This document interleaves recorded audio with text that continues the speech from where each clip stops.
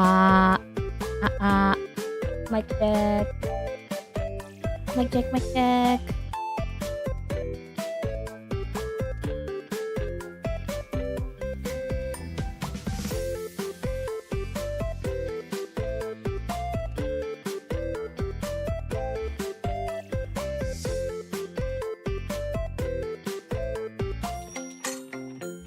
Oh, hello?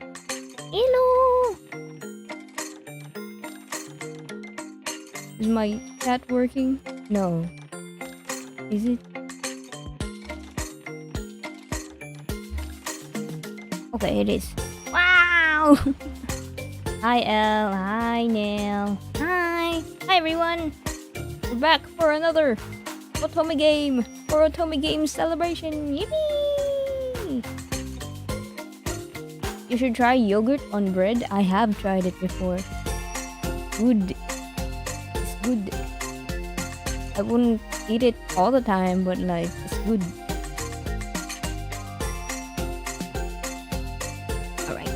Alright. Now, today we will be playing Chrysanthemum on the way to sweet dreams.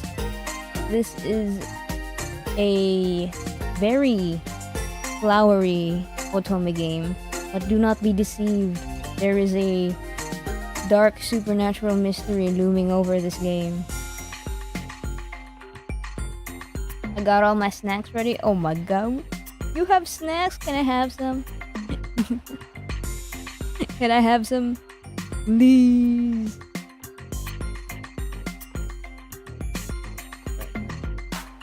Stuff should be ready. I have had it set up a bunch now. No?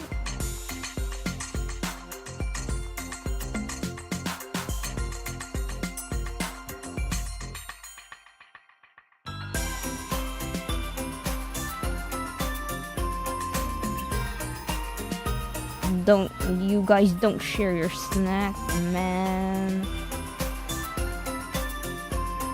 Hi, Slider Cheesecake. Hi. Welcome in. I went swimming earlier this morning. Hey, yo! You got a whole day packed. Hey, yo. Did you guys have lunch at the swimming too? Like the typical Filipino outing? I'll share my yogurt bread. Oh my gosh, thank you. Thank you. But I'm just going to be waiting for the game to run. And then we can head on over to playing it.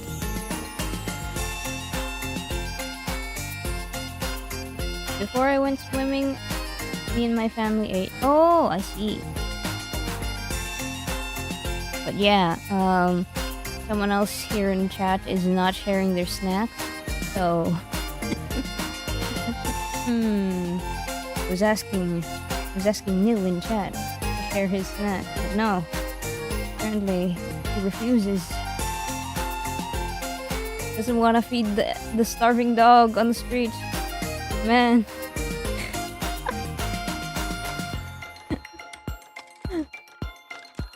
Okay. I think we can head on over to the game now. It has started loading. I really like the art style for this game. Hold on, let me move over here. Oh, it's not capturing?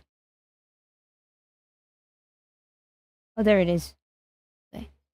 It just needed a second. Go over here. Alright. Game audio on.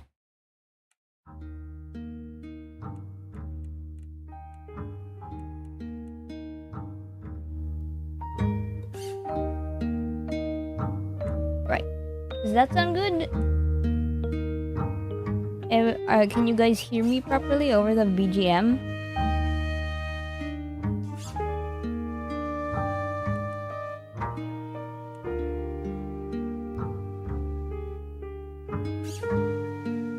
Down it a notch? Okay. Let me get over here. Actually, I'll just adjust it in game as well.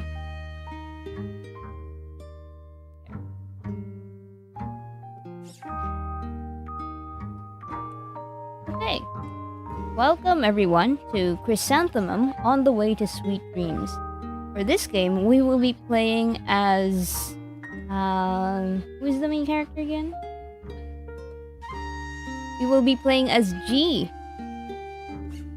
We will be going through our day-to-day life as G in an island called Libertas, which it was specially built for anomalies, apparently.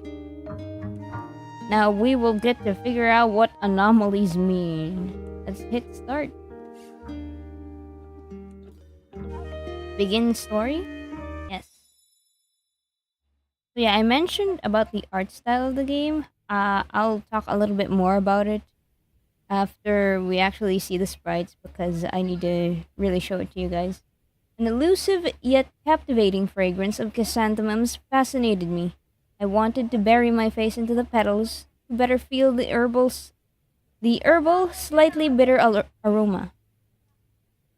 Inhale, and it's as if all your worries vanish into it. Okay, hold on. There's people talking in the other room, so I need to close my door for a bit because I can hear them over there.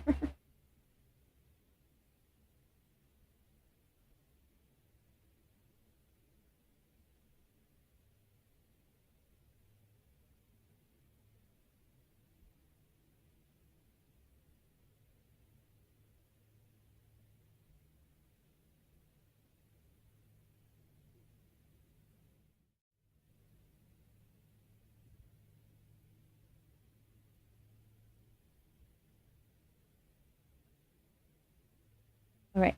Oh, okay, there. I'm back. I should be good now. I didn't want their conversation to be picked up on the microphone. That's private information that you guys shouldn't be hearing. But yeah, I closed the door. It should be good now. Nothing will be picked up by the microphone, I hope.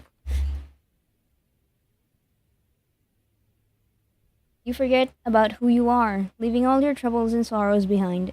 I wish I could stay in this enchanting world forever. But time is relentless, just as relentless and merciless as life itself. Sorry, I was lost in thought. It's okay. Zoya. Zoya was looking curiously at the bouquet of chrysanthemums, which I was holding in my hands. What a scent! I held out the bouquet. Zoya hesitated a bit before tucking a strand of hair behind her ear and carefully leaning in toward the flowers. In a flash, a smile spread across her lip. Yeah, nice one. Not too intense, it's quite pleasant. It's settled then. I'll get the chrysanthemums.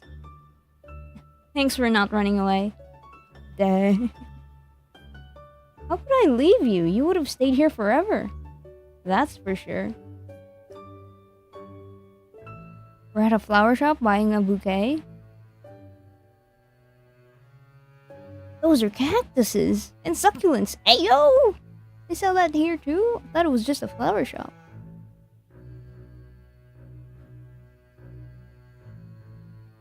Is this a romance game? Yes, it is a romance game. Hello, Moon Bullets. Hi! Welcome in, welcome in. We're playing an Otome game, a dating sim. How long have we been at the florist? For about an hour, right? During that time, we wandered through shelves lined with roses and peonies. We looked at daisies and orchids, and we stood next to beautiful cacti with blue and purple spines. We went back and forth between bouquets of asters, cornflowers, I should hydrate before I even started reading through this, man.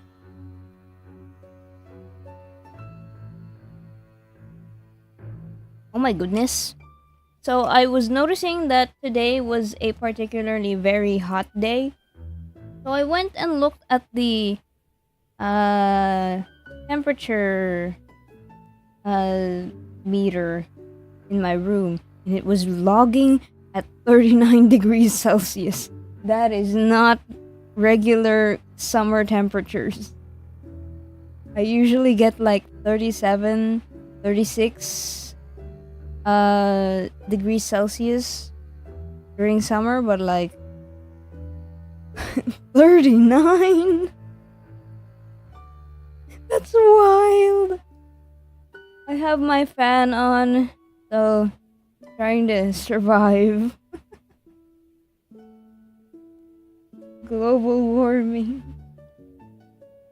I'm American, so my small brain can't comprehend Celsius. What's 39 degrees Celsius in Fahrenheit? Let me see.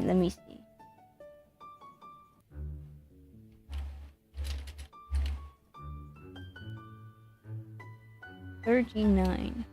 That's 102 degrees Fahrenheit for all you Freedom Unit users. 100 degrees Fahrenheit. Wild. It's 100 degrees. Are you feeling down? What's the problem? I hope a cloud comes by and shields me from the sun. Okay.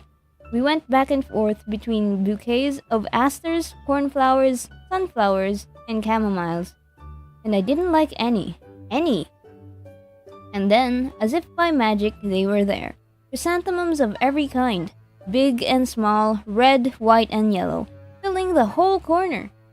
How didn't we notice them sooner in such a tiny shop? And that's only thanks to Zoya. I would have simply passed them by. I thoughtfully turned the bouquet over in my hands, the snow-white petals whirling around like dancing ballerinas. What color do you think Sensei would like? I have no idea. Zoya glanced back over the shelf. She always pretended to be deep in thought whenever she wanted to avoid talking or was too unsure to speak up. Pretended to be deep in thought? If you don't want to be talked to? I mean, I do that too. I'm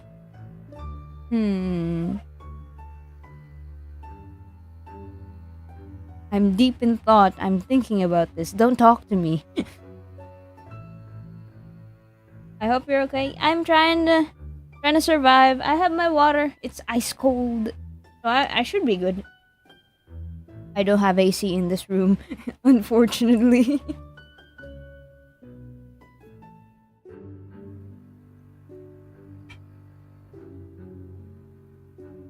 If this didn't involve Sensei, I wouldn't have been so indecisive, really.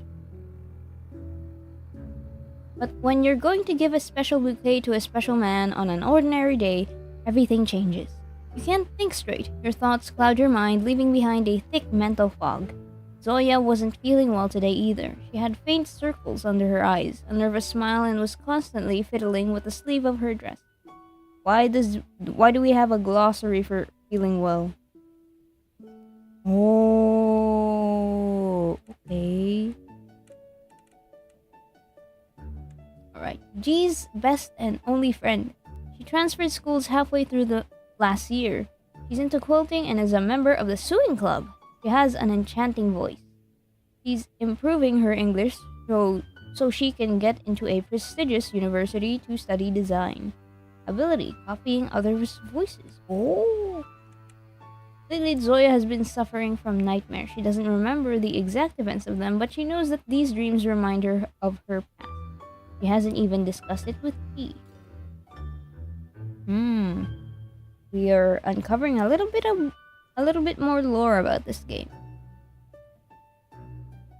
I should not have listened to her and let her tag along with me. I need to let Zoya get some sleep. I sit next to her until she sleeps so that the nightmares she's been having lately won't bother her anymore. Oh well, it is what it is. That means I should hurry up and finish with the flowers. That's all I can do right now. I'll go ask the florist. I'm coming with you. There was a fierce, unwavering loyalty in her eyes, like a knight protecting her king with all she had. Are we the king? You know what you don't have? Snacks.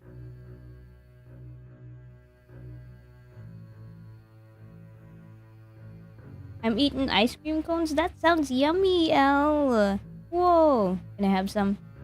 I like the ice cream cones with like chocolate at the tip of the cone. That's really good. They sell like ice cream cone tips, right? Just that. Which one is Zoya? Zoya is the purple-haired one. But Zoya is my only friend too. Sometimes I also just want to be next to her and not let her go anywhere. Who knows what dangers are out there? I tried to make other friends at school, but Zoya was the only one who truly became a friend. I guess it's because both of us transferred school halfway through last year, and everyone else in class had already split up into groups. Oh well, one loyal friend is better than a bunch of acquaintances who won't even let you copy their homework. Are you the guy? Were you at school the person who copies homework or the one who lets people copy their homework? There's a clear distinction to that.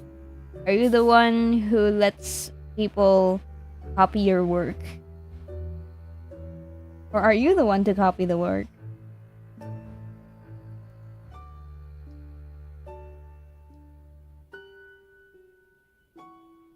I used to let Top copy, then I copy? Who's Top? I let them if they don't know anything. Oh, so you help them. I used to be the kind of person who didn't let people copy my homework. I felt as if like, man, that's unfair. You're just going to copy my work. I worked so hard to write this and then you're just copying it. I used to be that.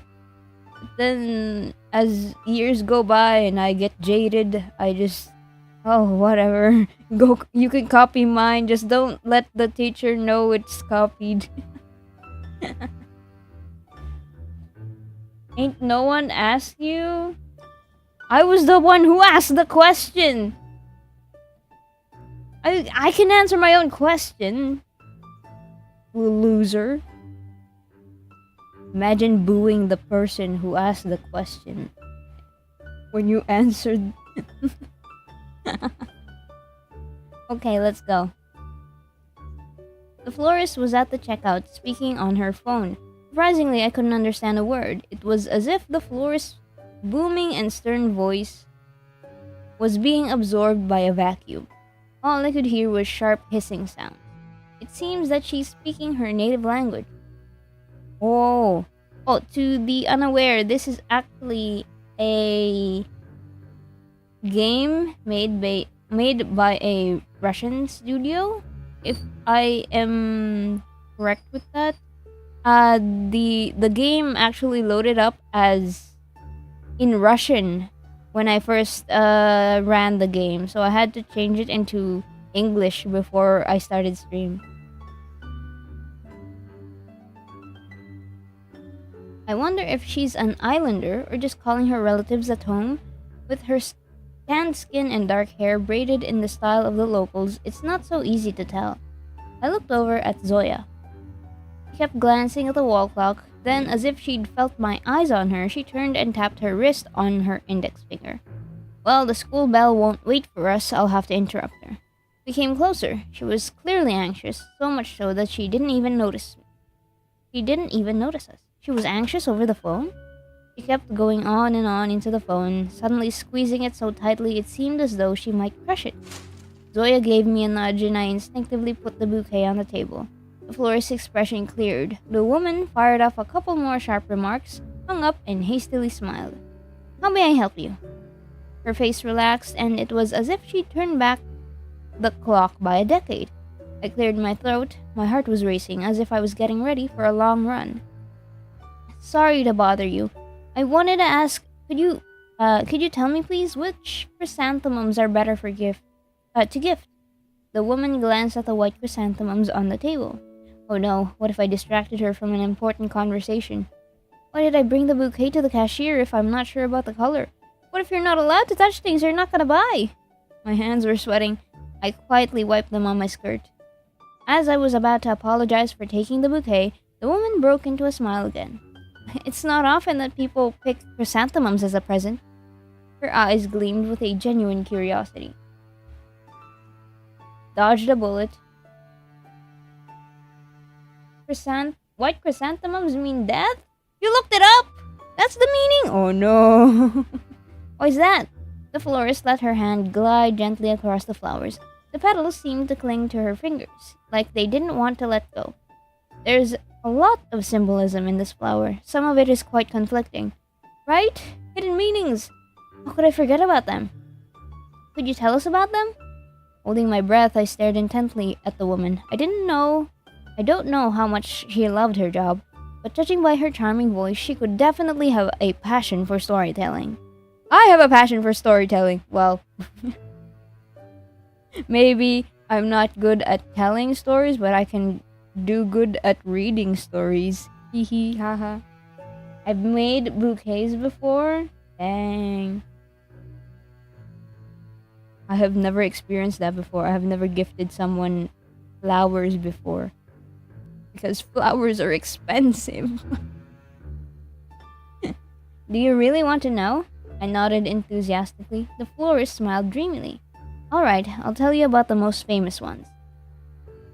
In some countries, chrysanthemums are a symbol of sorrow. People lay them on graves. In others, they symbolize friendship and strong bonds. In Japan, chrysanthemums become a symbol of wealth, purity, and nobility. My favorite legend is the one about an evil dragon who wanted to steal the sun, but when he was carrying it, he burnt his paws. Enraged, the dragon began to tear the sun to pieces. The sections of it which fell to earth became white chrysanthemums. That's why people give them when they want to sincerely and honestly show their feelings. Oh, that's perfect for our intention then of gifting someone. Suddenly, the woman snapped out of it, as if remembering what she was doing. I quickly followed suit. Everything felt alive again. The smell of flowers filled the air and everything shone brightly. You're terrible? What do you mean? What do you mean? For not being able to afford flowers? Wow, are you calling me poor? Damn. Damn. I can't believe we have someone like that in chat. Wow. Sorry, I got carried away. The color and quality depend on the occasion. Why do you want to purchase the bouquet? I smiled and confidently pulled a bunch of chrysanthemums toward me. The 7 bright buds, like solar sparks that had fallen to earth, swung mesmerizingly. It was fate that brought me to them. Thank you. But I have already made up my mind. We bought chrysanthemums. Yes, brokey. When I left the shop, it felt like a whole nother world. If you don't want me to be broke, you should give me money. You know? Stop making fun of me for being broke and give me money so I can have money. So I can buy flowers. Like, dang. What happened? I was eating cones. We bought a bouquet at a flower shop. What? That's not my fault. Well, stop calling me a brokey then. If you pity me, you stop calling me that.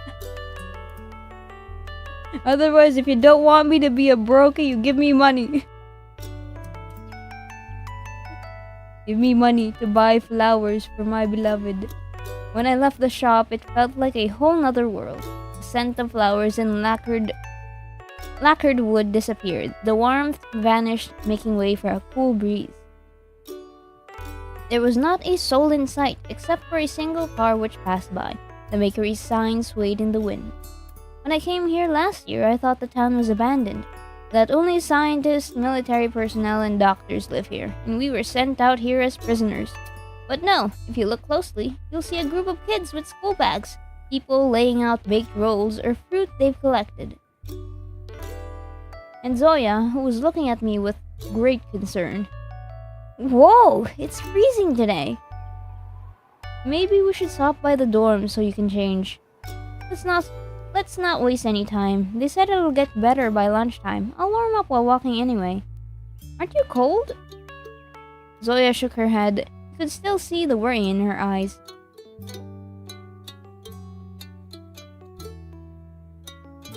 Bouquets are like $30 at least? Brother, you think... Did you know that a whole ass bouquet can actually pay for a fancy dinner? Where I live, goddamn. Like the really big bouquets can actually pay for a fancy dinner. Like with the really nice flowers. That's the difference with our economy here. The bouquets here at my place are 100 to 150 pesos. Yeah, that can pay for a meal. Like, what damn? Would I rather just buy my person a meal or flowers that will wilt eventually? Much to think about. You know? Flowers here are rare and expensive because we don't have the climate to properly take care of really pretty flowers. You can preserve the flowers you get, by the way. Yeah, but who does that? Like, who has the time to do that? Like, to make an effort to do that. I know the people that I would gift to wouldn't have that kind of effort. The people I know that I can gift flowers to, they don't have that kind of time to preserve flowers. They'll just like keep it in a vase with water and then until it wilts and then they throw it out, which is a waste. I don't like being wasteful.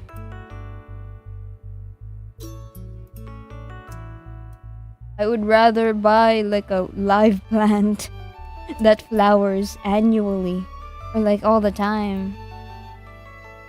That's what I would gift someone, unless I know that they're a plant killer.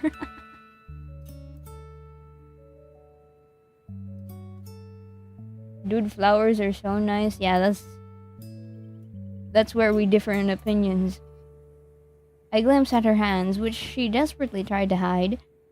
Her usually pale fingers were bright red, as if she had dipped them in a pot of boiling water. She's freezing herself, yet still worries about others. How can that be? I wanted to go to Zoya, take her hands and warm them up right away. No way! I still remember her reaction when I tried to hug her once. I was so happy after passing my exam, so I rushed to hug her. Zoya looked at me with such a frightened look, as if something horrible had happened. Since then, no matter how much I wanted to touch her, I had to hold myself back. So I just sighed heavily and checked if the chrysanthemums were wrapped securely. All good. At least they were safe and sound. So, off to school? Wait. Huh? Zoya's face suddenly changed. She bit her lip and looked at me even more anxiously. Even the circles under her eyes started to look darker. My heart sank. Could it really be that the nightmares were just the tip of the iceberg? What happened?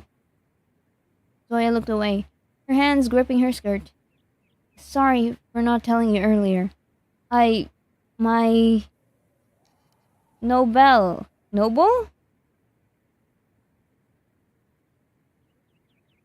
How do we pronounce that? My brother is coming today.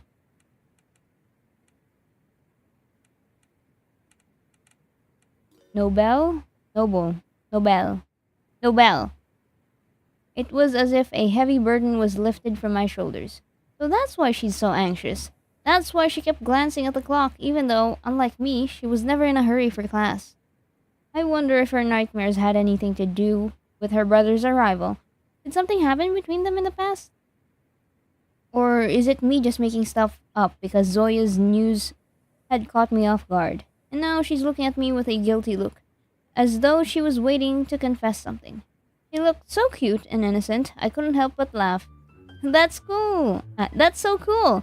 What time? You need any help? You're not angry that I didn't tell you? It did sting a bit, but not because Zoya hadn't told me earlier. I'm used to people not trusting me with their secrets. Besides, I didn't tell Zoya much about myself either. What upset me more was that due to this small misunderstanding, I could miss such an important event in my friend's life. It's great Zoya decided to share the news with me after all. Buy me a chocolate and we're even. We smiled at each other. So, I guess I'll have to buy 2 or maybe 3 chocolates. We've got to go and pick him up now. The smile faded from my face. I didn't have time to process what she said and smile reassuringly again, making Zoya sad. Sorry, I'll go by myself. It's just that we never go out of town, so I'm sorry. It's all right. I was lying this time. To welcome a newcomer to the island, you need to get to the pier by bus and then come back the same long way. We might make it back in time for school, but I won't be able to give him the flowers. I didn't tell Zoya I wanted to give the flowers to Sensei before the lessons. If I did, she would have never admitted that she needed help. Now I have a tough choice to make. My heart ached. When Zoya had a temperature, she never asked me for help. Even when she had to rewrite her whole notebook after it fell in a puddle, she still didn't ask. After all, her life motto is, I can handle everything on my own. Oh, Zoya. I heard there was a 1 pixel Grimmy Boy mentioned by Ahmed last stream. Show me. Sorry. I forgot. Sorry, I forgot. I didn't agree to that. I didn't agree to that. Why would you listen to the mod? The mod isn't the streamer. I'm the one who controls what's appearing on stream.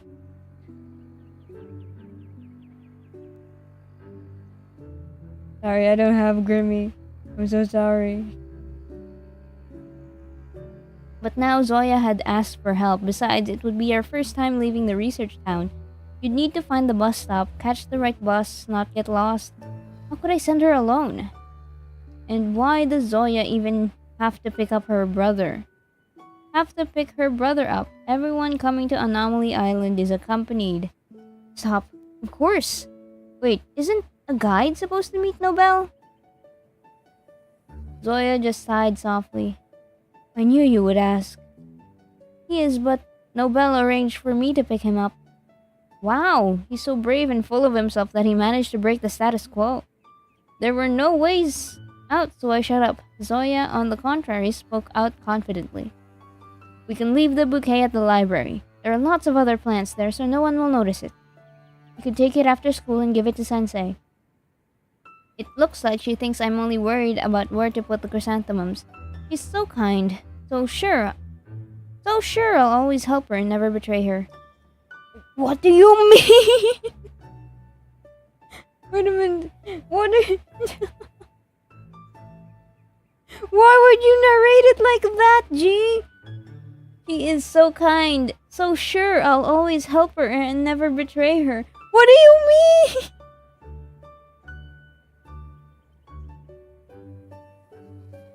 Oh my god, G. But you really don't need to come with me. I won't be mad. I can handle it all myself. If I get lost, I'll call you. You're so sneaky, you know that?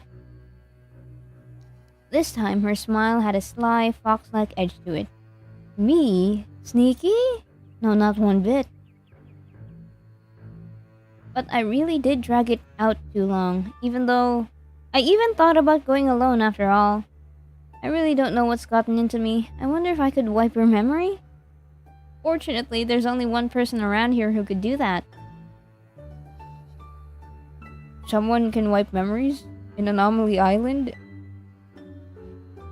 So if you did decide to go to school, I wouldn't take any offense. Zoya repeated. This time, her voice sounded more confident. My thoughts were scattered like leaves in the wind. What should I do? For giving flowers to Sensei? Why? How do we access the glossary?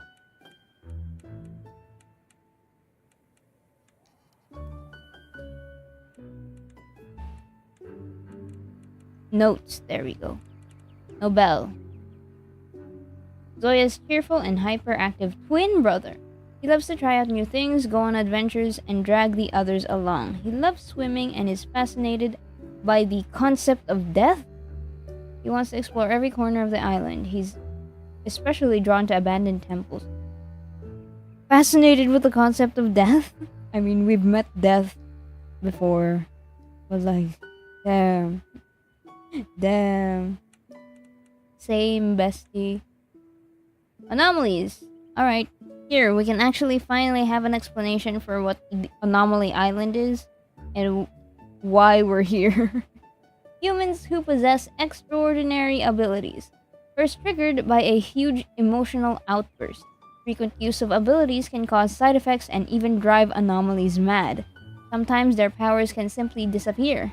There are no clear theories as to why it happens. Guides. A designated person who welcomes all the newcomers and brings them into the town. There is no permanent guide. They are chosen from any of the teachers or senior assistants who have free time. In rare cases, a close relative or friend of the newcomer may take on the role of a guide. Why did I get bonked? Oh, hello. Welcome in. Yes, stream is on. I want to go with Zoya. Sensei can wait. I don't know why you want to give flowers to Sensei, but like, I would rather go with a friend. Go with Zoya. You can't leave your friend when they're in trouble, especially if they're your only friend. I really hope the librarian doesn't spot or stow away flowers. Zoya looked at me in disbelief. Why are you so surprised? Why are you so surprised? Did you really think I would leave you?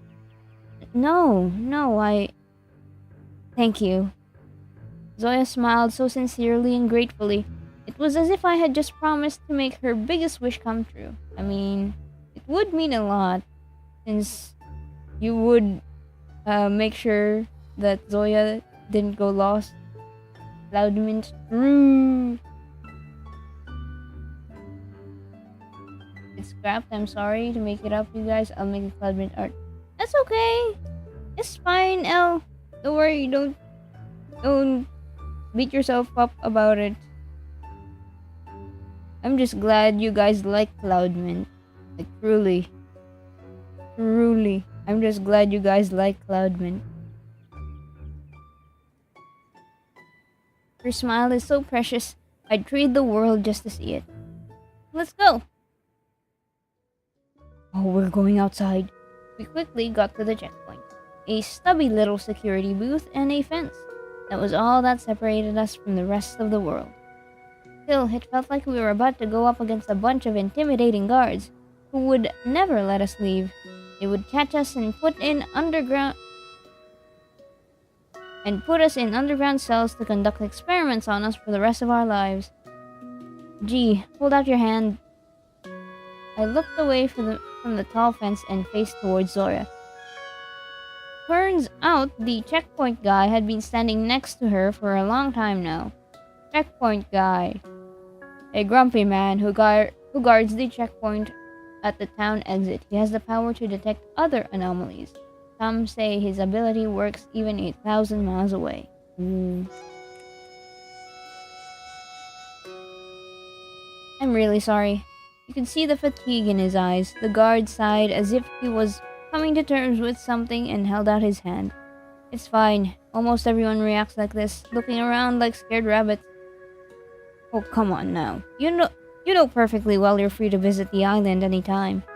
Of course we know, but when you've been locked up for such a long time, freedom feels like something forbidden, something wrong. It's our first time going out, so this feels strange.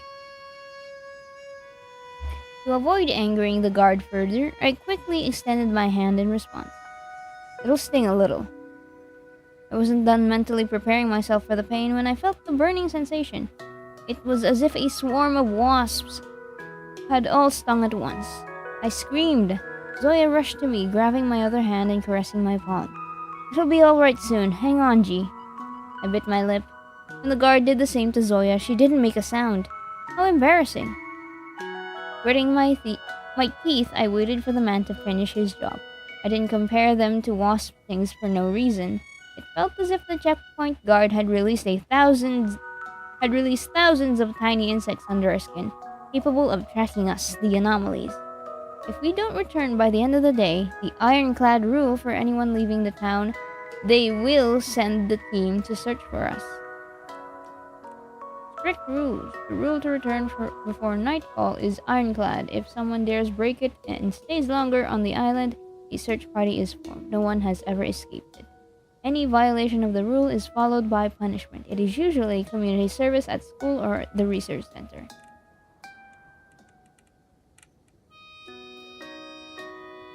Even if we were 1,000 miles away, the guard could track us down.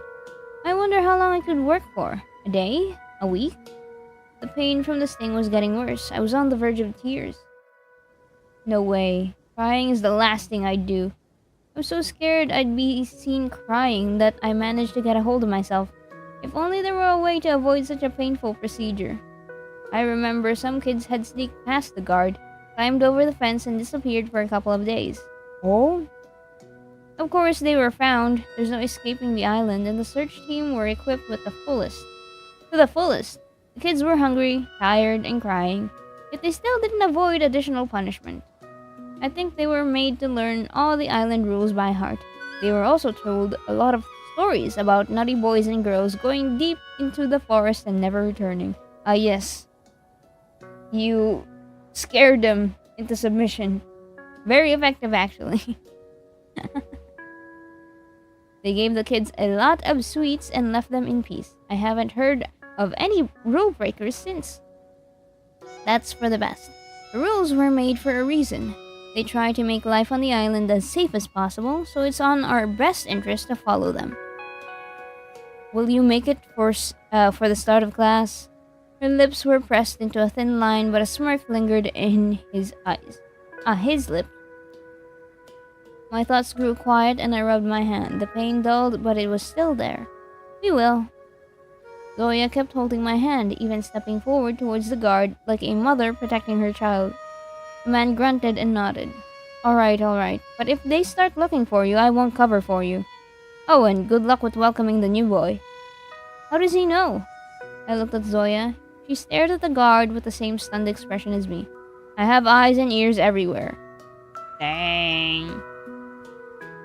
Well, it was really not that much astonishing. Anyone from the scientist team could have told him about it.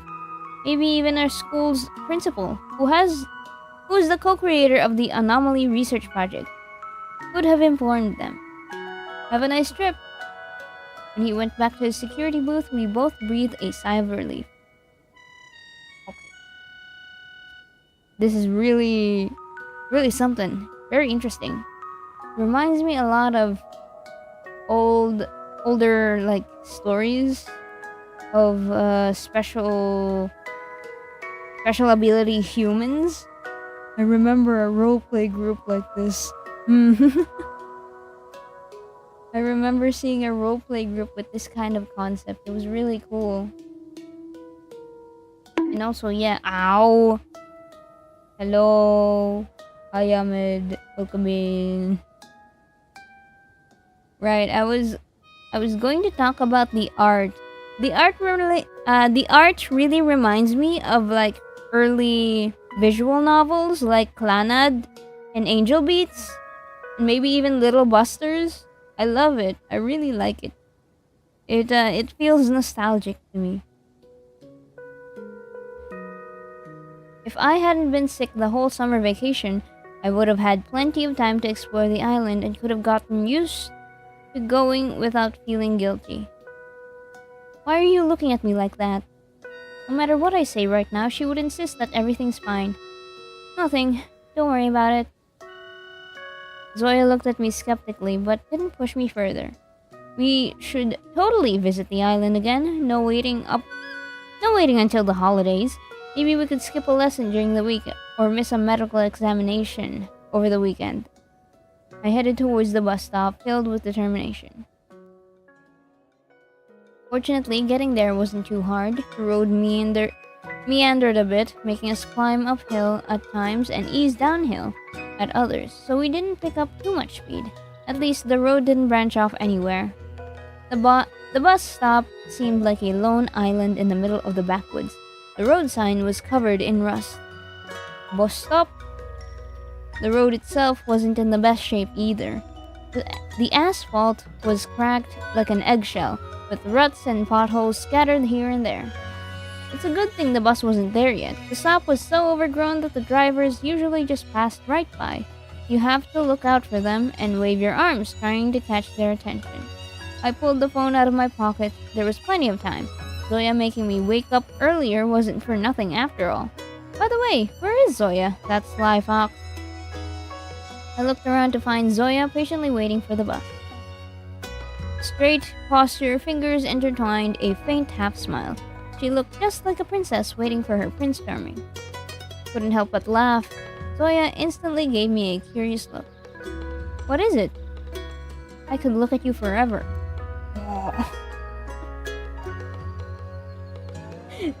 That's such a bold line. That's such a bold statement, G. She blushed. Her eyes darted back and forth. Good thing I chose to go with Zoya. If I'd gone to school, who knows what would have happened. What if I couldn't give the bouquet to Sensei? Or I dropped the flowers on the way? Anything could have happened. But now, even if something does happen, I'm not alone. And Zoya's puzzled expression was so worth it. While my friend didn't know what to do with herself, another gust of wind tousled her braids. Like satin ribbons, they went up into the air before gently floating back down. Oh right, she has really long braids. I just noticed it goes up to... for as long as, up to her hips. As long as her hip. But maybe it's past that. I wonder what color Nobel's hair is, and the ability. How did he acquire it? As I stood there idly, my thoughts began to pile up like a snowball. There was so much I wanted to ask, but I was too afraid to scare Zoya away. I can ask at least one question. When did Nobel get his abilities? Her smile stiffened, as if set in stone. What? I'm sorry, I shouldn't have asked. I was wondering, how soon did you find out? No need to apologize. You can always ask if you're curious about something. We found out about them very quickly. Perhaps too quickly. There was an engine sound in the distance. It looks like our bus is finally coming. Feeling braver, I decided to ask one more question. Did he tell you himself, or did someone tell you? He rarely shares anything himself, so I was told by others. Yep, first check mark on the things the twins have in common list. Done. I wanted to return to the first question as Zoya still hadn't answered, but the bus was already approaching. Clouds of exhaust smoke billowed up like some powerful steamboat. I was afraid that they simply wouldn't notice us. Zoya and I waved our hands. For a moment, I even forgot that I was holding a bouquet, but I managed to catch it just in time and straighten the tangled ribbon. Eventually, the bus stopped. Port was written on the plate next to the windshield. That was the only sign on the island's local language that I had learned to read. That was only because there was an English translation underneath. The doors flew open with a loud noise. We carefully entered as though stepping into the lair of the beast.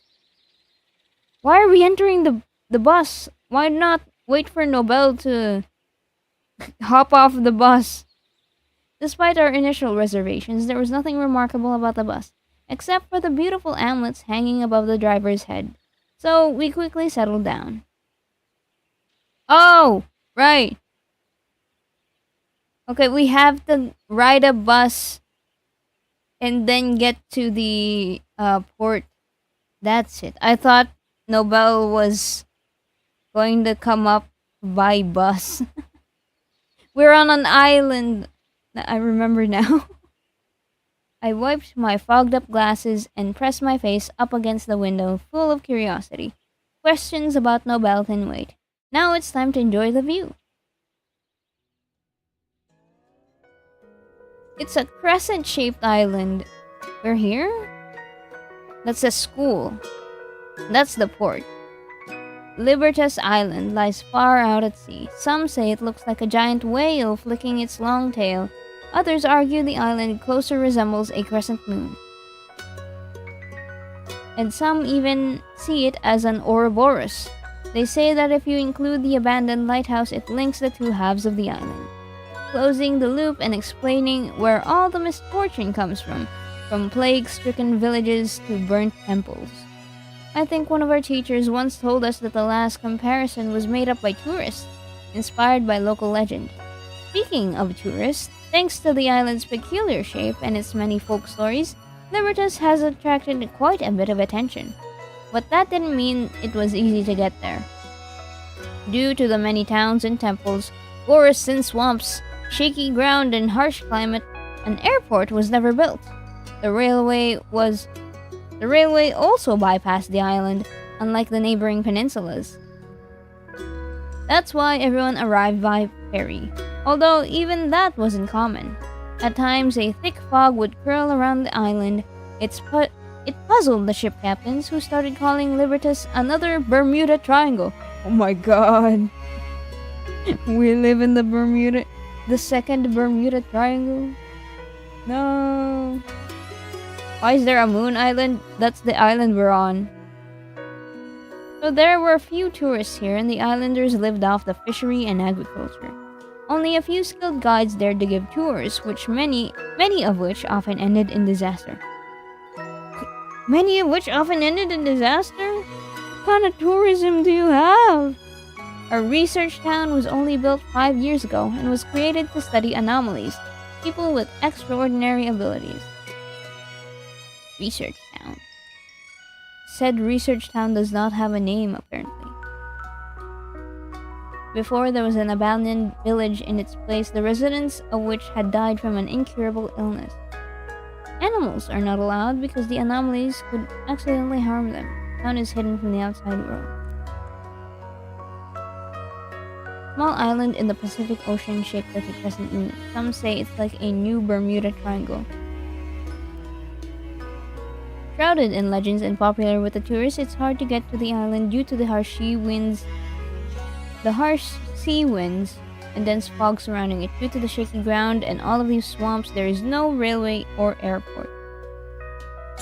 Distinct feature, abandoned lighthouse. No one in town talks about. Oh. I heard there used to be an abandoned village in this place, but the residents died many years ago due to some incurable illness. There were many such towns and villages in Libertas, the very thought of which always gave me goosebumps. On the way, I had a good look at the plowed fields, the seashore, and the fishermen's boats. I even noticed a couple of guys from our research town gorging on the apples hanging from trees. The idea of skipping school one of these days seems more and more tempting. Oh, we're finally at the port.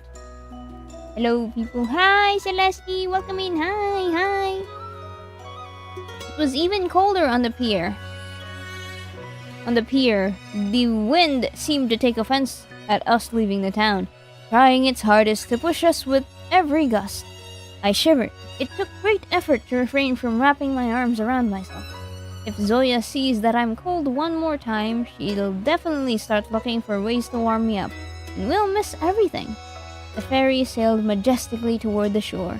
Everyone's attention turned to the boat, which was humming and puffing plumes of smoke like an old man smoking a pipe. It finally docked. People slowly began to come out. I immediately started scanning the crowd for dark hair, a cap, and a plaid shirt. Plaid. That's how Zoya had described her brother. Nobel! Of course, Zoya found him first.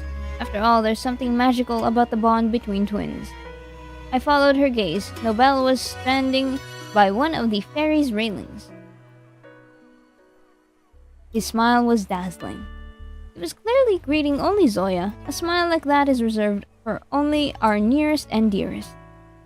But for a moment, it felt like Nobel was greeting me too. That's a big-ass backpack. That's one big-ass backpack. You really did bring your entire life here, huh? In the heat of the moment, I waved at him. Nobel waved back and moved closer to the railing. If he came any closer, even another step, he would fall into the sea. He's going to fall! Splash! The crowd at the gangway just wouldn't end. Jeez, just let Nobel get away from that damn railing instead. Why is Zoya so calm? Can't she see that Nobel could easily fall into the water? I wanted to turn towards her, but I was frozen in place. His backpack will help him float. True. True. Nobel was leaning lower and lower. I can't bear to watch. The smell of fish and the sea wafted up my nose. People were bustling around. Seagulls were screeching. I couldn't hear any screams. He didn't fall. Is he alright? Bro's going for the deluxe camping experience. Well, he had to move here. He was forced to move here. Gee, is everything okay? Zoya looked at me with concern, and I smiled and glanced at the ferry. Nobel was gone. Would he really have fallen? But then, why would Zoya be so calm? Gee, are you sure you weren't hallucinating? Also, hi, Bon. Welcome in. Oh my god, what's wrong with me? Surely he couldn't have... Hello, hello? A joyful and teasing voice broke my train of thought. I looked up.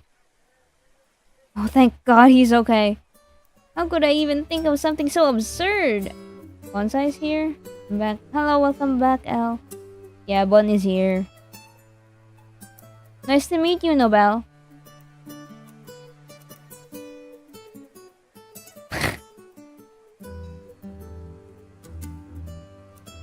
Likewise, princess.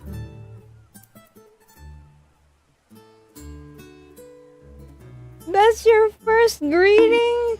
Wild! Hello, princess.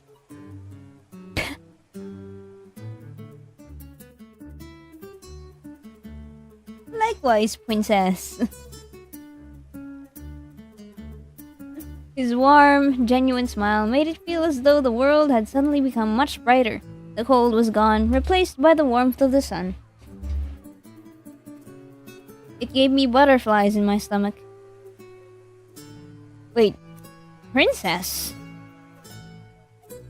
Yo, this got clipped. No! What?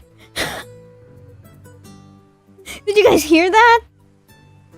Did you guys hear that sound effect?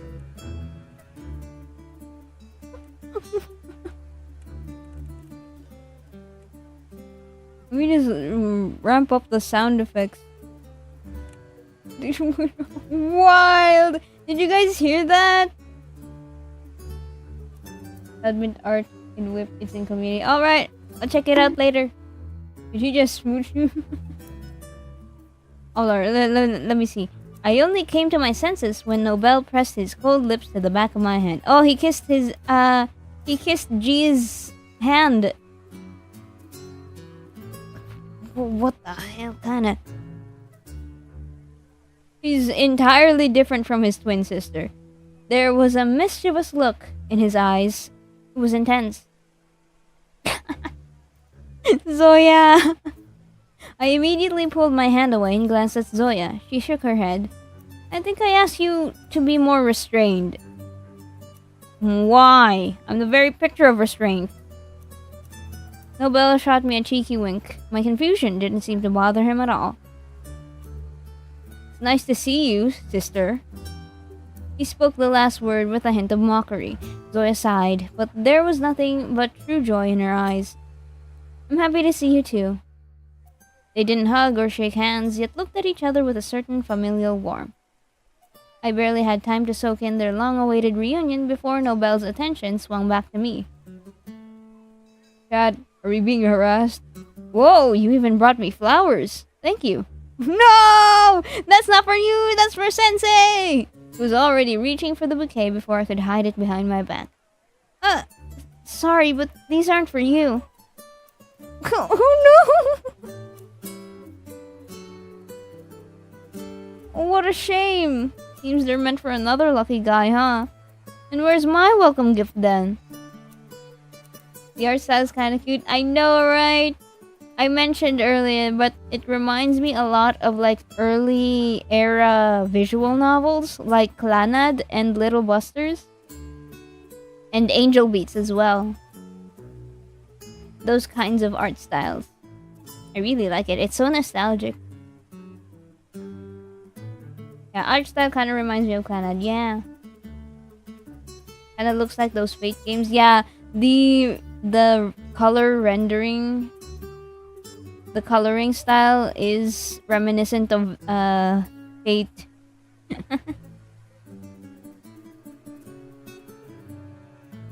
Zoya gave him a stern glance. Nope. Whoa, how about this? Nobel leaned towards me, offering his cheek, even closed his eyes in anticipation. Time seemed to slow down. I recoiled in horror. What is this guy doing? My glasses slid down my nose and I made a great effort to push them back into place. And then... Ouch! What was that for? I stared at Zoya. She looked calm and composed, but her eyes were filled with a righteous anger. Shall we leave you here? You'll find your way back, won't you? Nobel raised his hands in surrender. Okay. I'm sorry for being persistent, Prince. I'm sorry for being persistent, Princess. I'm so sorry. I'm sorry for being persistent, Princess. Deserves smack. True. This unusual nickname again. It sounds so strange. The name is G. I know, but Princess suits you better. I need to stop. Princess suits you better. Zoya rolled her eyes and I couldn't help but giggle. It was the first time I'd seen her so annoyed. It reminded me of a tiny, angry hedgehog. Nobel chuckled as well. Apparently, our reactions were a great source of amusement for him. And then my gaze landed on a large clock hanging from one of the dock pillars. The time! I quickly pulled out my slider phone from my pocket. My fears were confirmed. We're going to be late, and we still need to swing by the library. We definitely won't make it to class. We won't make it for the first lesson, but we must hurry for the second one. Off we go? Whoa, he quickly figured things out. Observant guy. Who's the brown-haired boy? That is Nobel, Zoya's twin. Zoya's twin brother. Yes, as soon as possible. Oh? Oh, this was the bus stop at the port. We were silent for most of the walk back to the bus stop. It wasn't far, but we had to climb the steep hill. Luckily, Nobel had only brought a backpack with him. How did he manage to fit all his clothes in there? So there were no troubles on that way. When we got to the bus stop, we were soaking wet. Nobel took his cap off and started fanning himself with it. Well, whew, you've got some hills here. Yep, sorta. Whew. Zoya stayed silent, preferring to catch her breath rather than waste it on small talk. I should have followed her example, but the words slipped out. Nobel had me hooked, and he clearly had no intention of letting me go. Princess, can I ask you something? Again with this nickname. Realizing I'd never outstubborn someone so stubborn, I let out a heavy sigh, just like Zoya. It depends. What's your ability? Just straight to the point like that? He's straightforward, for sure. From what I can tell, a pervert with the world's biggest backpack. Nobel. Sooner or later, I'll figure it out anyway, during a medical checkup or just by seeing it for myself. What's there to hide? Besides, I heard so much about how clever and beautiful G is. Obviously, I'd like to get to know her better. Nobel said my name on purpose. Definitely, trying to butter me up. I glanced at Zoya. She shook her head. Nobel immediately stepped in front of her and came closer. His multicolored green and brown eyes seemed to cast a spell on me. begging me to obey. He won't let me go that easily. I run fast. I shrugged, feeling awkward. My answer came out even more unimpressive than I imagined. I've met so many anomalies with cool abilities. Acute hearing, super strength. Some can even alter their voice like Zoya, for instance. My greatest feat is sprinting as quick as Flash when need be. The rest of the time, even running is a struggle. Endurance is my weakness. Well, at least maybe that would disappoint Nobel enough for him to not pay attention. For him not to pay so much attention. Although that hope quickly faded, he was still looking at me like I was a treasure chest. How fast can you go? Almost at the speed of light, but I've only tried that in testing. In ordinary life, going as quick as a car is enough. How do you tell what to avoid crashing into? Intuition? Do your shoes and clothes wear out quickly? It depends on the speed. Usually it's just the sneakers that need replacing. What are the consequences? Shortness of breath? Rapid pulse? What do they forecast in case of wear and tear? He has so many questions. Is he an otaku? Is he a nerd? Whoa. When did this turn into an interrogation? Is he an anomaly nerd?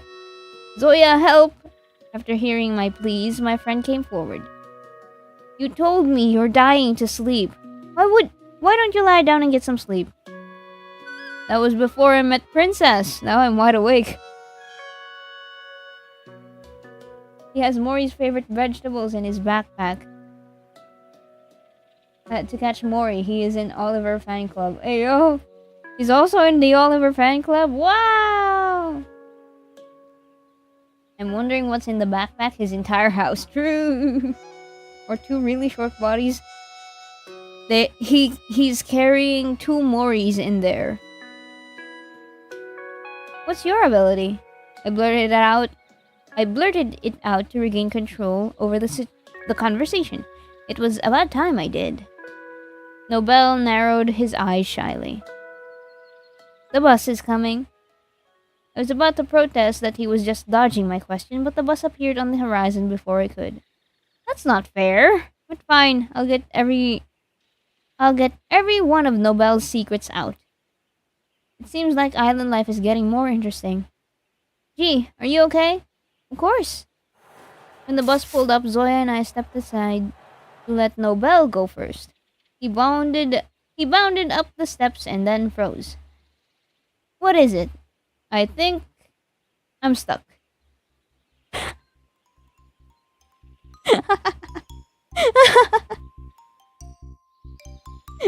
Man! This life won't let me die. So possessive.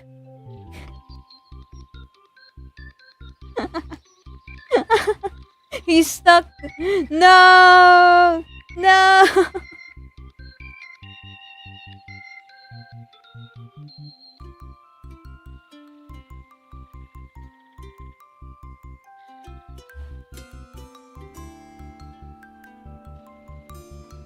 Nobel was indeed stuck, thanks to his overstuffed backpack, which was completely wedged between the bus doors.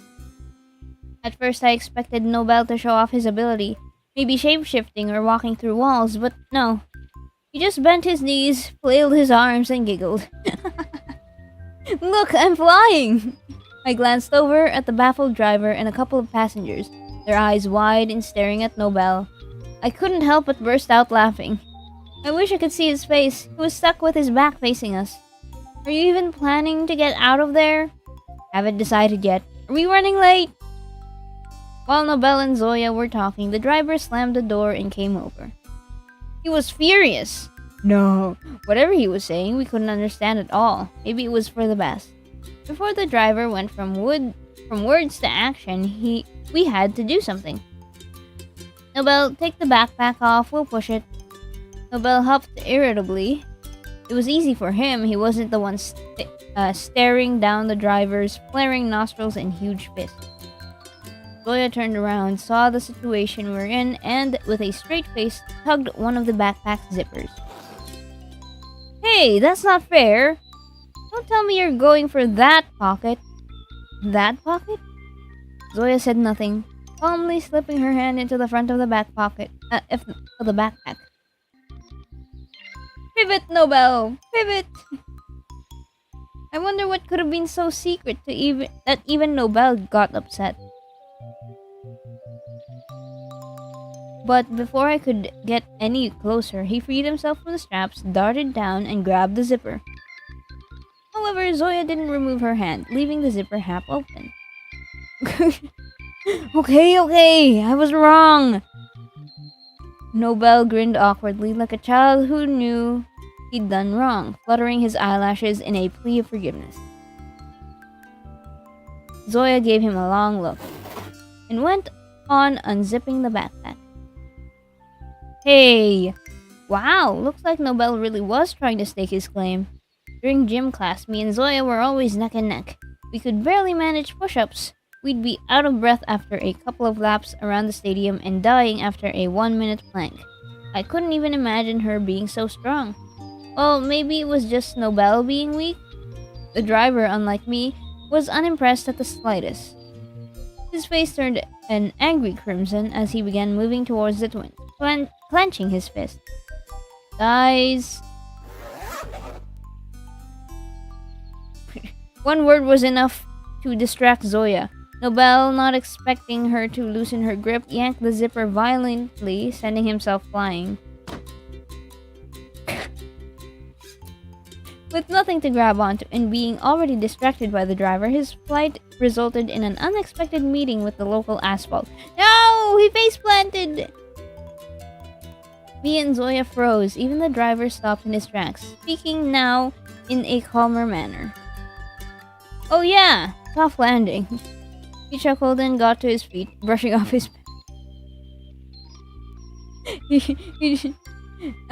the entrance is just slide up. Nobel got up and I nervously fiddled with the ends of my glasses. His palms were bleeding and covered with dust. Close the pocket, will you? Remarkable. Despite falling a meter and badly scraping his hands, leaving them covered in blood, he didn't seem to be in any pain. Another similarity with Zoya.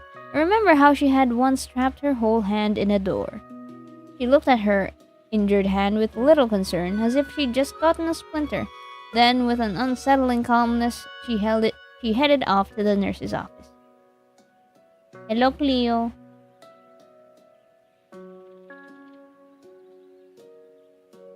While I was reminiscing over the past, Zoya actually yanked the zipper back.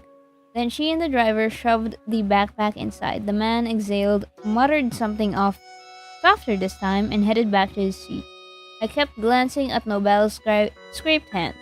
What should we do? What could get infected? Unlike me, Zoya remained calm. She meticulously examined the mood, like how she would if she wasn't satisfied with the color combination of an outfit. Antiseptic cream in the back pocket. Do you have any cotton pads or wipes? In the front pocket. Great. Come in, G, before the weirdo does something else.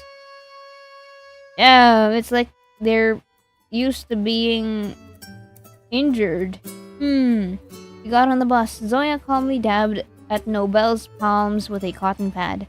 I watched her, spellbound. Once, when I hurt my knee, she treated my scrape in the same calm way. Even though Zoya appeared so delicate and soft, she was incredibly calm and composed. Handy during an emergency. Nobel thanked her and immediately fell asleep. Oh, he's tired. For a moment, I felt disappointed. I thought he would keep us entertained with stories the whole way. I would have seized the opportunity to find out about his ability. Well, this was even better. Finally, I could relax and enjoy the ride. After wedging Nobel's bulky backpack by his feet so neither of them would fall, we climbed onto the back seats. As per usual, Zoya pulled out her MP3 player and gave me one of her earphones. MP3 player? That's ancient. Whoa. A few moments later, a gentle, soothing melody floated into my ears. I sank into the enchanting sounds of the flute and guitar. The accordion and the quiet beat of the drum carried my thoughts far away. But the heart of the song were the vocals. The woman's timbre enveloped the entire melody, filling it with depth, like a siren luring the sailors in. It drew me in again and again. And then, as if echoing it, another voice joined in. At first, it sounded out of place and alien, as if it were trying to break the idyllic moment. But then, as Zoya hummed along, her voice seemed to blend with a woman's voice, seamlessly becoming one. It's so cool to have such a simple ability, the power to copy others' voices. All I can do is dash fast over short distances, but Zoya's singing, it flowed so effortlessly that it completely captivated me. Her throat does hurt sometimes if she sings for too long, but that's a small price to pay for such a gift. Besides, the pain quickly subsides. Zoya is such an amazing person. I'm so glad I managed to talk to her, shared my lunch with her, and suggest partnering up together for our first lab project. Even though my heart belongs to Sensei, without Zoya, my life would be painted in completely different colors. Gee, give up on Sensei, he's too old for you. But yeah, for context, our MC here has a crush on a sensei at school. What is it? She noticed me staring at her. Awkward. I shook my head and closed my eyes, resting my head against her shoulder. A faint scent of chrysanthemum still lingered in the air. Thank you. For what? It's me who should be thanking you. Thank you. Thank you, G. Thank you so much. Then do me a favor and sleep. We'll miss the stop. I opened my eyes wide. We won't. I'll keep watch. Zoya gave me a doubtful look. Then, as if giving in, she leaned her head towards the window, ready to doze off. Here, you can rest my head on my shoulder. I shrugged my shoulder in invitation. She froze. Her eyes seemed to ask, "Really? Is it okay?" Aww. Come on. Zoya smiled with gratitude and carefully nestled against my shoulder. Her eyes fluttered shut.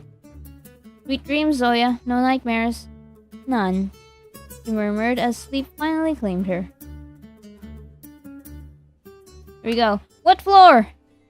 Second. Room 223. Turn right. Right.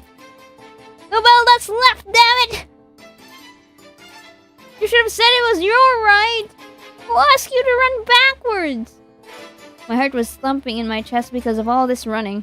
We didn't miss our stop, but we had lost plenty of time. Waking Nobel up was like trying to pull a drowning man out of a swamp. Zoya insisted on bringing the chrysanthemums to the library.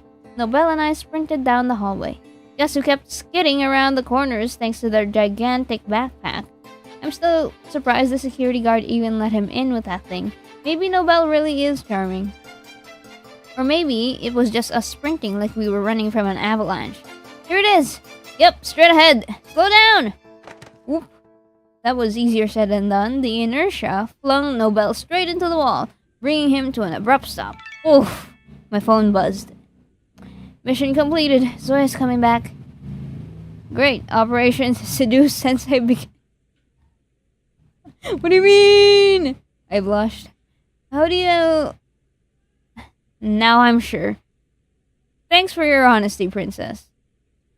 Now I'm sure. Thanks for your honesty, princess. Let's go to class.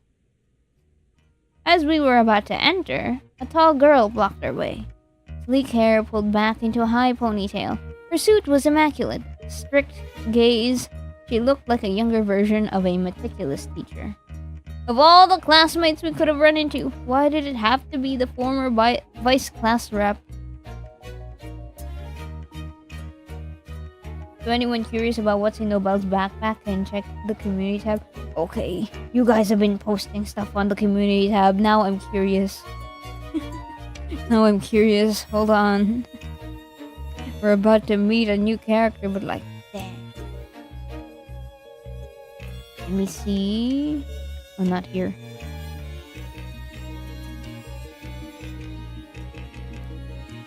You guys keep posting stuff in the community tab.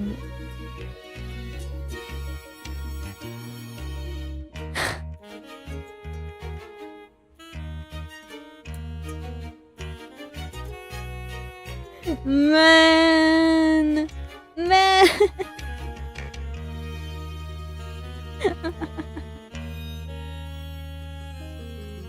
No way. There is 2 Moris in the backpack.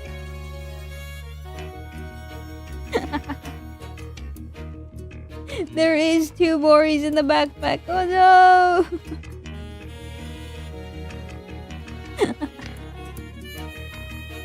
My god. To those curious, go into the community tab to see what I'm laughing at. Also, the drawing I'm doing is a whip and stuff can be subject to change. Yeah, I saw it. Good luck with the art. The girl scanned us from head to toe before sighing in disapproval. Skipping classes on the very first day and being late too. Your head's all over the place, Jiggins. Jiggins? And you are? I'm new here. As you can see, Lady Jiggins had a legit excuse for being absent. The former vice rep huffed. Former vice rep? So you're no longer the vice rep then. You don't have the authority. I don't recall her being related to you. And why would she greet you anyway? Isn't that the guide's job? I knew she would ask. Even I asked Zoya the same question. Nobel tightened his grip on his backpack straps. I wished he would just drop the hefty bag on his head. On her head? Why? Gee! However, Nobel just smiled. It is, but it's always nice when you're welcomed by someone close, don't you think? The former vice rep looked at me and chuckled. Very close, I see. Totally. To keep this bickering going on forever, she must have realized there was no winning against Nobel, so she rolled her eyes. Go in then. Once the girl was out of sight, I shot Nobel an accusatory look. Did I need to argue with her?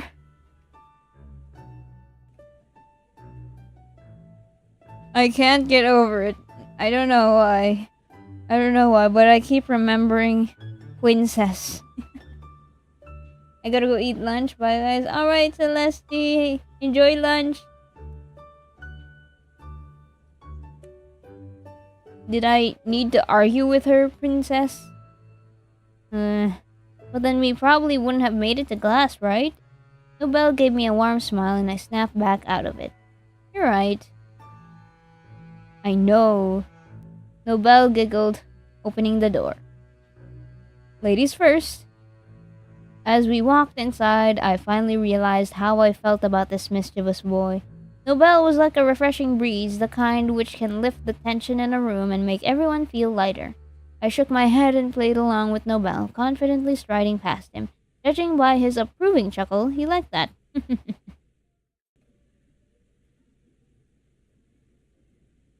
I like Nobel. Me too. Time to find our seats.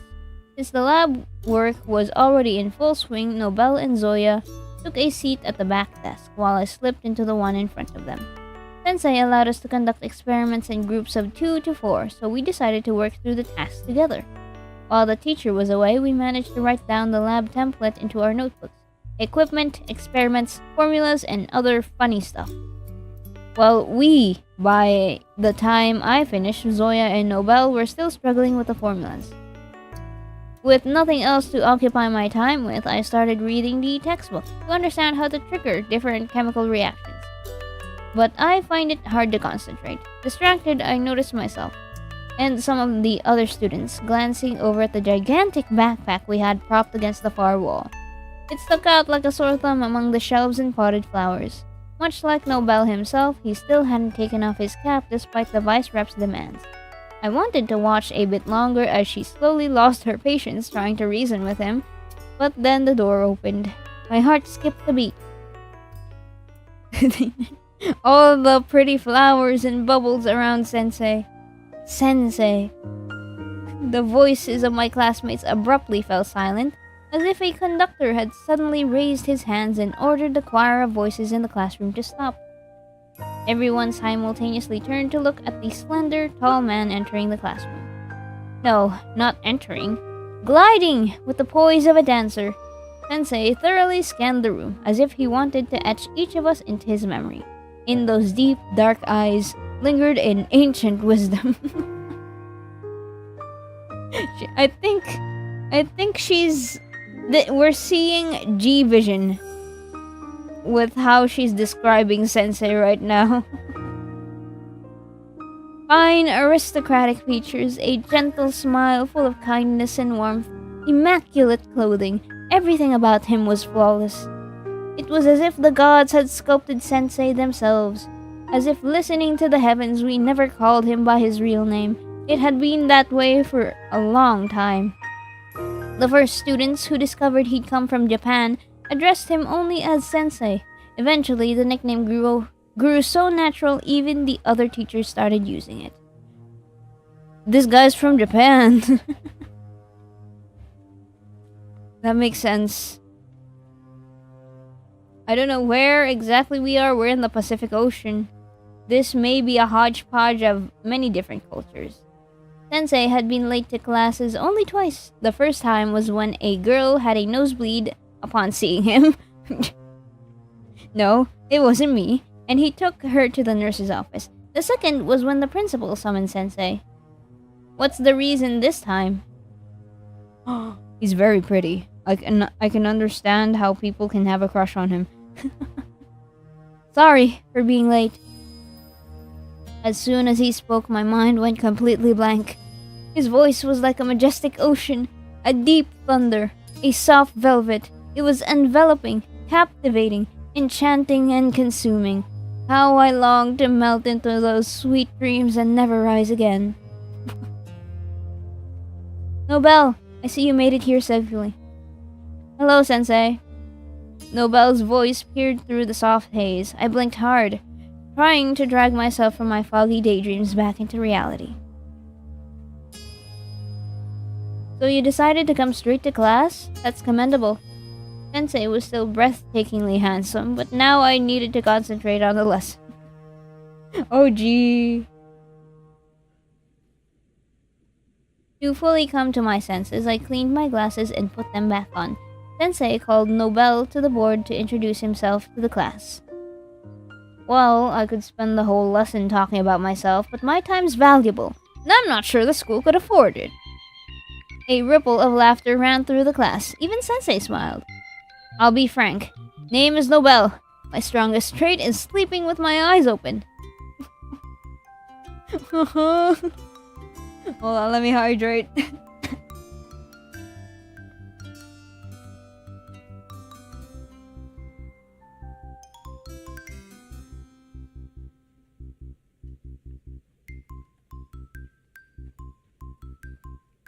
Hydrate, yes, true. As for my weaknesses, there's too many to count, so best not to worry about them. I hope to find fellow horror fans to watch movies together and go to abandoned temples. I heard there are a lot of them on the island. And if someone's willing to share their homework for chips or a soda, we'll definitely get along. Ah, yes. And does anyone have a phone charger? I'll owe you one. Thank you, Nobel. The class clapped politely. Some were smiling genuinely, whether out of Sensei's approval or because they really enjoyed Nobel's performance. My ears burned with embarrassment. How could he say all that? Nobel, it seems, didn't care. With a roguish smile, he gave a theatrical bow and made his way back to his seat. The boy beside him handed over a phone charger. Ooh, thank you. Thank you. You saved me. Kaskata.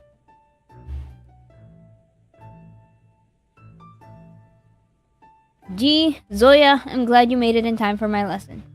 I instantly forgot about Nobel. Being addressed by Sensei, nothing else matters. I wanted to exclaim, we'd come to your class no matter what, Sensei! Or, we'd never skip it. We would have never skipped it, but I just smiled and fixed my glasses, though they hadn't even slipped this time. Our lab task is quite simple, but you should be careful not to get confused. Since you have only one lesson, it'd be enough to conduct an experiment called Golden Shower. Golden Shower? A soft chuckle could be heard from behind. Patience, I need to be patient. Sensei explained how to work with the chemicals, then took his seat and started filling something out in the gradebook. We went to get the flask. Judging by the look on Nobel's face, I knew the fun was only just starting. I was planning to keep an eye on him so that he wouldn't blow things up or set the class on fire, but when we reached the chemicals, the thought completely slipped my mind. So, what do we need? Yep. Lead nitrate, potassium iodide, acetic acid. That's some dangerous chemicals. Acetic acid? There aren't that many elements in the reaction to mess it up, and the experiment should look beautiful. I've already seen it in the pictures. We can definitely handle... Nobel, put the iodine back, please. Huh? We don't need it? We need iodide. Potassium iodide. I already got it. Did you get iodine? Yeah, iodine. Iodine is different from iodide. What about lead? I already have lead nitrate. And before you ask, I got the acetic acid already. What do I carry then? Nobel looked like a pouty child who had begged to help out in the garden, only to be handed a bucket and spade and told to go play in the sandbox. I giggled and pointed Nobel to the flask. You could get the most important mission. You get the most important mission. You won't break them, right? Can't promise anything. Dang. I shouldn't have asked. Fortunately, we made it back safely. I immediately poured the potassium iodide into the flask and added the lead nitrate into the beaker. I need to keep in mind that it's quite toxic, so I've got to be careful with it. Zoya and Nobel watched me obediently. So now we add acetic acid to the lead, correct? I nodded. Nobel, go boil the water. Can you handle that? Please. 250 milliliters, right? Wow. I thought he hadn't listened to Sensei after hearing the words golden shower. Maybe he called potassium iodide iodine for fun. Give him a reason to joke and he'll drive the whole world crazy. Good memory. Nobel let out a smug chuckle and eagerly lit the alcohol burner. Then pour 175 milliliters into the beaker. The rest in the flask. As you command, princess. As you command, princess. It was my turn to smile. Once the water had boiled, we thoroughly stirred the solutions. Only the final step remained, adding lead nitrate to the potassium iodide. Ooh, that's what they mean by golden shower. In an instant, the water had turned yellow. As if enchanted, golden particles floated up from the bottom. It felt like we were stirring golden sand or shaking a crystal ball from which tiny snowflakes were falling.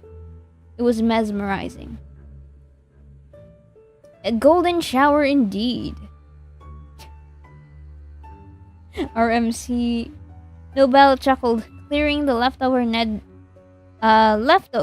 nitrate from the burner. Just as I thought, he had poured a lot more boiled water than needed, so we ended up with too much solution. He does know how to mess everything up. What is it, princess? I snapped. What's so funny? You really can't tell? Gee, just ignore him. Gee, please. Okay, I'm sorry for not being serious. But you've thought the same things I did, haven't you? What were you thinking about? Nobel smiled cunningly. Did I say it? How loud? Judging by his look, he meant it. Arguing with him is pointless.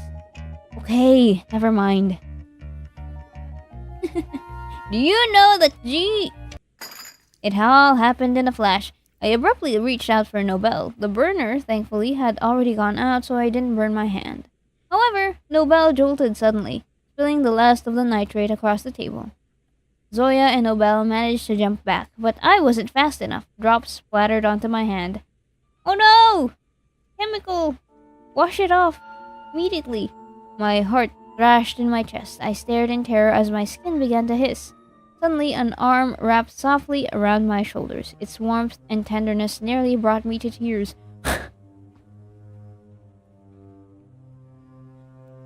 You need to wrist her hand. Come. Sensei! Zoya, Nobel, put on gloves and clean the table. As if under a spell, I followed Sensei to the sink. I let him take my hand and put it under the running water. My only issue with this background is that it's a class setting and not a lab. It would be much more ideal to understand the situation if it was a lab room. His skin was even more delicate than I'd imagined. It's so nice. I clung to the thought and slowly came to my senses. If it weren't Sensei's lesson, nothing like this would have ever happened. I let my nerves get the better of me and I paid the price for it. Now what if Nobel likes to joke around? Why react like that? I dragged him and Zoya into this as well. They could have been hurt too. Yes, I need to grow up. How else could I ever become anything like Sensei? Adults are reserved. They consider their decisions carefully and would pay little attention to someone's empty talk. And me? What did I? My eyes stung with tears. You getting emotional already? Gee! People, that's why I wear gloves when doing science. True! I'm sorry, Sensei. It's alright, G. Everything's fine. What matters is that you're okay. But maybe you should stop by the nurse's office? Just in case. No, just a tiny bit splashed on me, and it doesn't hurt anymore. That was the plain truth. To Sensei, I simply couldn't lie. I could downplay the scale of it, maybe. Zoya and Nobel came to the sink to rinse out the rags. Gee, are you okay? It's alright, don't worry. Zoya sighed with relief and looked at Sensei gratefully. Nobel, for the first time, looked serious, gloomy even, as if he just lived through a catastrophe. Sorry. Oh, I like Sensei's pink shirt. Dang. Anything to compliment Sensei, huh? Nobel looks pouty. Forget it, it was my fault. Here's the long-awaited truce. Now try another experiment, but this time without the quarreling. Deal? Sensei seemed to have cast a spell upon us, because this time all three of us answered in unison. Deal! The rest of the lesson passed without trouble. We wrapped up the work quickly. By the time class ended, we had drifted into our own distractions. Nobel was playing Snake, while Zoya folded paper into a flower. Snake! What kind of early 2000s time period are we in to be playing Snake? I double-checked the lab work before glancing over to admire Sensei again. He kept on reading something in our gradebook. His pen fluttered gracefully across the pages while his keen eyes paused here and there, as though detecting something noteworthy again. Hashtag exclamation point hydrate. Ow!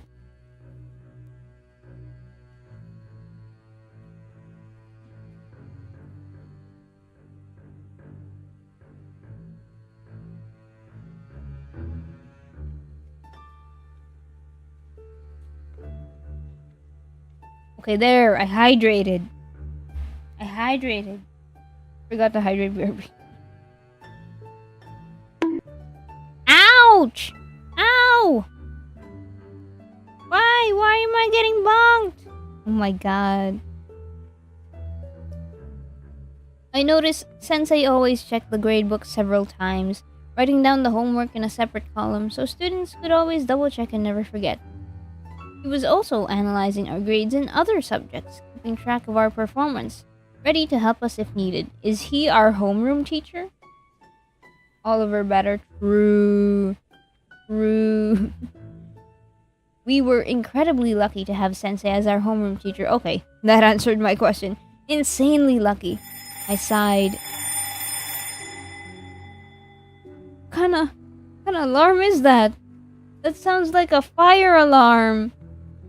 That didn't sound like a school bell. Oh my god. Why did the lesson have to end so fast? My classmates crowded around the sink to pour out their leftover solutions. Some were already hurrying to return the rinsed flask and beakers to the chemistry lab. Sensei got up from his chair and headed towards the chaos. He caught a beaker just in time before it slipped from the sink, then gave the struggling vice rep a hand to carry a couple of empty flasks. I smiled. After such obvious attempts to grab his attention, Sensei would only see her as a helpless little child. Soon the crowd thinned and disappeared through the door. A sudden sound from behind immediately caught my attention. Let me help. Zoya handed me over the burner and 2 flasks. Nobel put away his phone and stretched like a cat, waking from a long nap. Why is Nobel so cute? Dang! I like the sound effects, to be honest. Yeah, it's immersive. Nobel stretched out like a cat, waking from a long nap.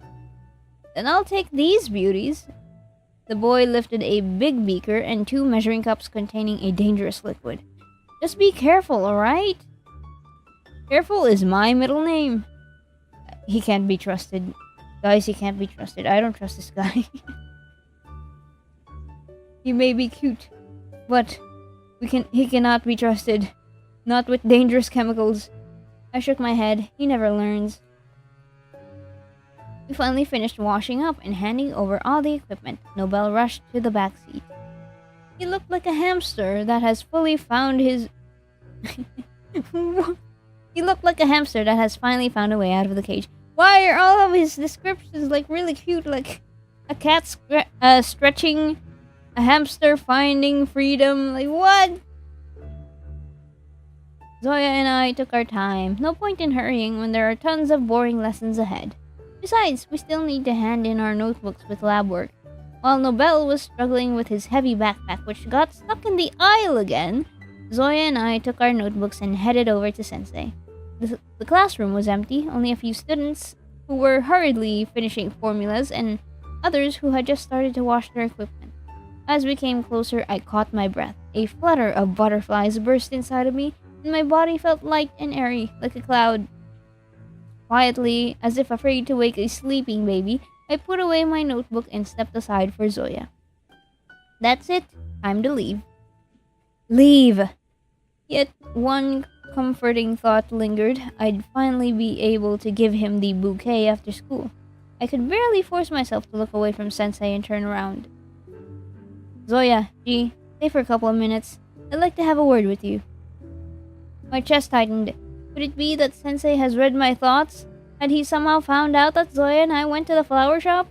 No one knew his true ability. It could be anything, which was really frightening. Legs trembling, I turned back. Suddenly, I felt something warm squeeze my hand. Zoya. Thank you. Thank you. Sensei flipped through a couple of pages in the gradebook, fixed the notebooks into a perfect stack, and finally looked at us. Since you missed the first lesson, I'll repeat it for you in person. We get catch-up classes? In 2 weeks, elections for the class rep club will be held. Gee, if I remember correctly, at the end of last year you expressed a desire to participate. Class rep club? Student council? Secretly named the Sensei Club, because he's in charge of the club.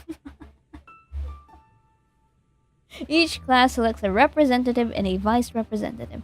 The elections will be held in 2 weeks. The participant is required to apply for it and give a speech.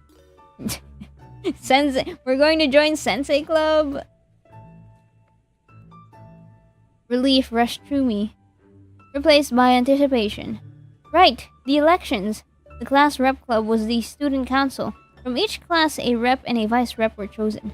A few times a week, the elected students gathered for meetings to discuss academic performance, career guidance, events organization, and medical checkups. Sounds boring, right? However, the class rep club has another more popular name among the students. I don't think it's hard to guess. The Sensei Club. The name speaks for itself. Some years ago, students wanted to be elected only because Sensei was in charge of the club. God damn.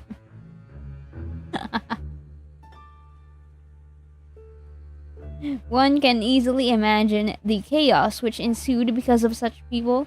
Since then, the voting system has been refined. Before, the rep and the vice rep were chosen only by the students and homeroom teacher. Now the decision also involves other teachers and even the principal. As Sensei said, the elections begin 2 weeks after the start of classes.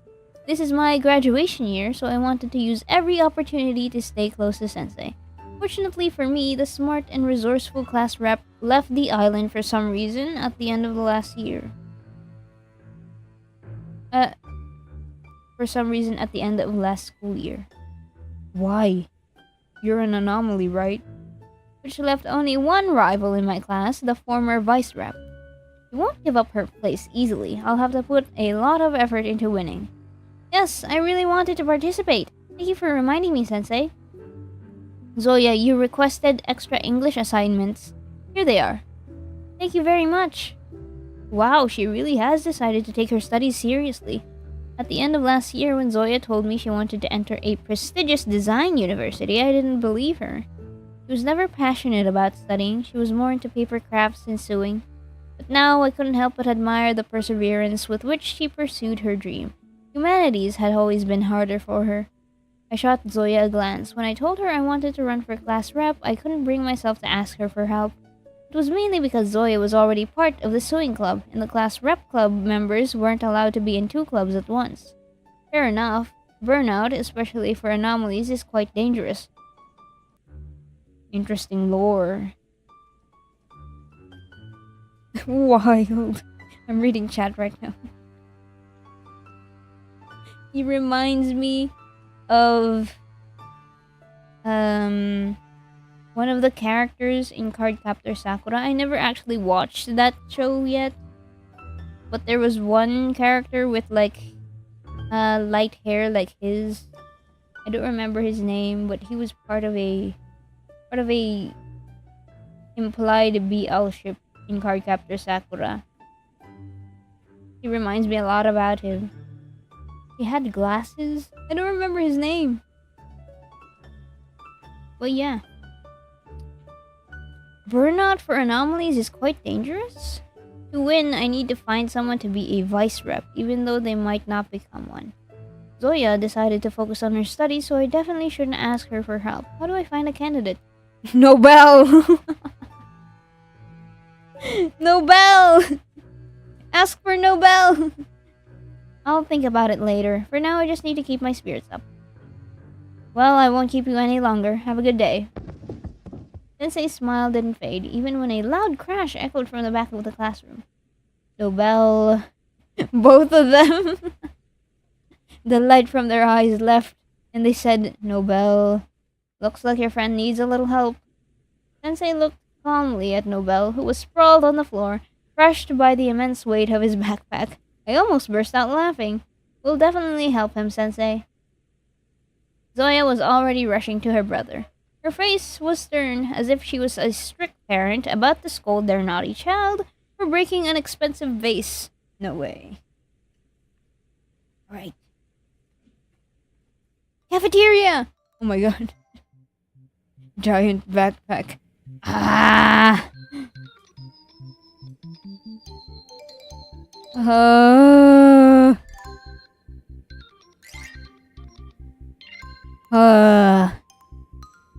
Why are you groaning?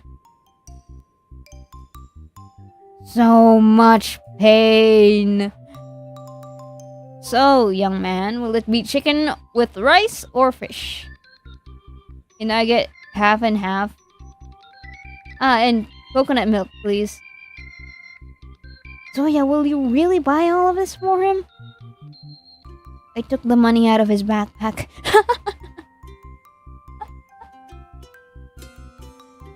Nobel, as usual, hadn't even bothered to close the zipper in the on the front pocket where he kept it. Happy Nobel, absorbed in studying the menu, had no idea that nobody was going to apologize for the bump swelling on the back of his head. After we paid for our meals and stepped aside from the counter, Nobel suddenly gasped. I thought he was about to complain about the pain again. He'd gotten the bump by hitting his head on a leg chair, by the way. But his suggestion exceeded all of my expectations. Maybe we should eat somewhere else. What's wrong with the cafeteria? It's hot in here. Maybe you should just take off your vest? But it's so dear to me. I feel naked without it. But don't you want something new? To break the daily routine? To go looking for adventure? Is he always like this? At least he's calmer now. As a kid, the only thing he didn't do was dive into a volcano.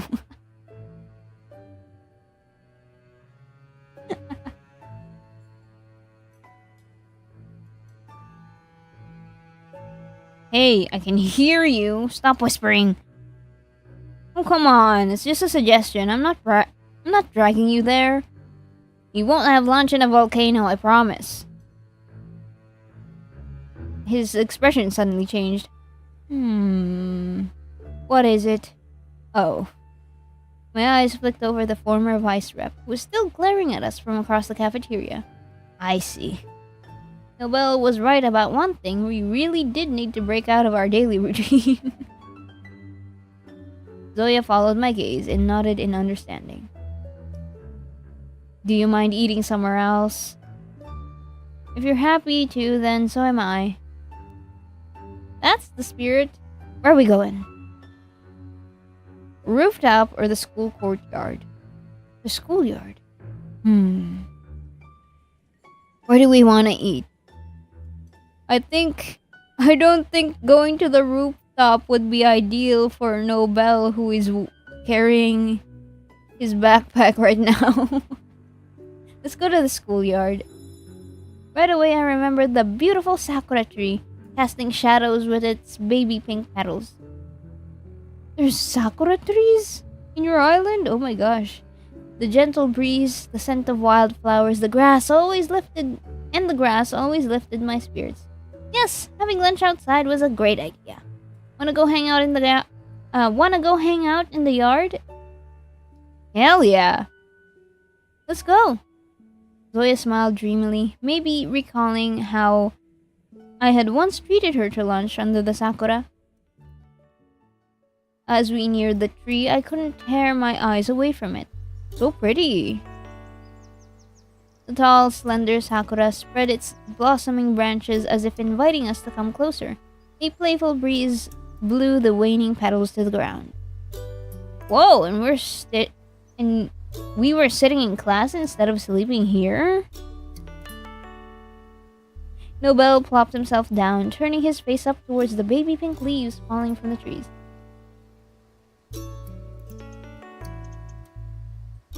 This time, even Zoya smiled, as if agreeing with his words. We all know where to look for you now. We'll know where to look for you now. Zoya and I sat down beside him. We opened our lunch boxes, ready to eat. But we couldn't really enjoy the picnic vibe. Why is no one here? How could I ever think Nobel would have a calm lunch? What an unbreakable spirit. Looks like he's not dropping it, so it's better to tell him quickly and finally eat. Everyone's used to it now. The sakura lost its charm. Heathens. I'm really like a Nobel. You'll forget about it soon. You'll forget about it too soon enough. Is it like year round that it's blossoming like this? Wrong! I bet I'll come here Sadly, Nobel didn't get the chance to finish his sentence. What the hell is that? A hoarse, sleepy voice came from nearby, but its owner was nowhere to be seen, like they were hiding on purpose, not wanting to be disturbed or discovered. Were they sleeping? Looks like we won't be eating today after all. Maybe we should go... Huh? What's that? Zoya nodded towards the sakura. Nobel gave the tree a good look, gathering his thoughts. Then he raised his hands toward the sky. Oh, venerable tree spirit! We apologize for the racket. We'll just eat and be gone, okay? Shut up already, jeez. The person above the tree coughed. I listened closely. Initially, the voice appeared to come from behind the tree, but that was an illusion. I tilted my head up. The voice was coming right from... Oh! I should have kept my eyes on the lunchbox. On one of the thick branches sat a boy I wished never to meet again. Raj. Soya muttered under her breath, but I heard her anyway. Yes, Raj, my childhood best friend. The very reason I chose to come to Libertas Island. Childhood best friend? And my ex-friend. What kind of beef do you have with him? We'd only seen each other a couple of times, and I still couldn't get used to how much he had changed. Even his name had fallen into oblivion. Gee! Wait! A little boy tripped over his untied lace, immediately falling to the ground. He goes by Raj now, instead of Raji. Raji? Ow! That hurts. Gee! I whipped my head around so fast my pigtail smacked me in the face. So what do you want? Gee! The boy stretched out his hands to me like a baby longing for his mother's embrace. I sighed heavily. I told you not to go out alone. Why didn't you wait for me? You were messing with those bullies again, huh? They were calling you names. I didn't want them saying mean things about you.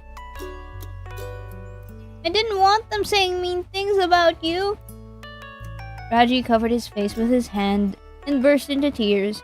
My cheeks flushed with embarrassment. Oh, so that's it. I thought he just wanted to prove to them that he's not a baby or a wimp. No matter what the bullies called Raji, he never fought back. I did. But today was different. He hadn't waited for me to back him up.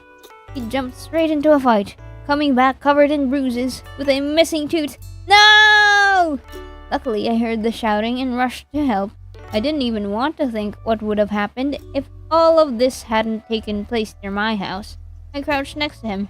Raji calmed down, sniffling a little, but he didn't move his hand away. Raji... The boy sobbed.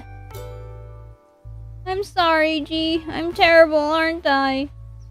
Why would you say that? I always bring you trouble, even when I try to defend you. I carefully touched his hand. He flinched, as if he'd been hit. It's okay, Raji. I like being friends with you. The trouble's the bully's fault. Come on, look at me. He finally showed his face, tearful, dirty, but incredibly happy. Raji always looked at me as if I was a precious treasure, to be cherished and kept safe. Today, though, Raj glared at me like he wanted to burn me alive. What are you doing here? I still don't understand why he began to hate me so much. It was Raj who left without a word. It was Raj who treated me coldly, pretended we were complete strangers, only to snap at me and tell me to stay away. So why? I looked away, not daring to look at him anymore. Nobel, on the other hand, looked up and chuckled in surprise. Whoa, you're not gonna fall off there, are you? There even seemed to be a hint of hope in his voice. He really does live for thrills. Raj shot Nobel a hateful glare. If I fall, you'll be the only one who suffers. Why is he so short? Wait, why is he so short? As if to prove his words, Raj jumped off, skillfully launching himself right towards Nobel. He barely dodged the attack. What the? Good reflexes. Raji landed smoothly, sliding his hands into his pockets. He used to hide candy there to give me later. I struggled to suppress the memories. By the way, haven't you ever fallen from a tree as a kid? I did a lot of things as a kid. Raj only glimpsed at me, but even that was enough to make my insides twist into a tight knot. I guess I'm not hungry anymore. This may have been a mistake. I shouldn't have gone to the courtyard, to the schoolyard. Maybe we should have gone to the rooftop. Maybe we should eat somewhere else? Zoya tried to lighten the mood and slurped her coconut milk loudly. Raj looked at her as if he'd just stepped on a cockroach. Wild. We're all so noisy. Why is he so short? Noisy? We're not shouting. Raj snorted, abruptly turning around before Nobel had finished talking. He strolled off down one of the garden paths. It seemed even the petals beneath his feet withered from the poison seeping out of every cell in his body. Noel brushed it off and rolled his eyes. Man, what a jerk. Who is he anyway? The principal's grandson. Oh, I looked at Zoya with gratitude. She smiled understandably. Nepotism, huh? I bet that Rajhole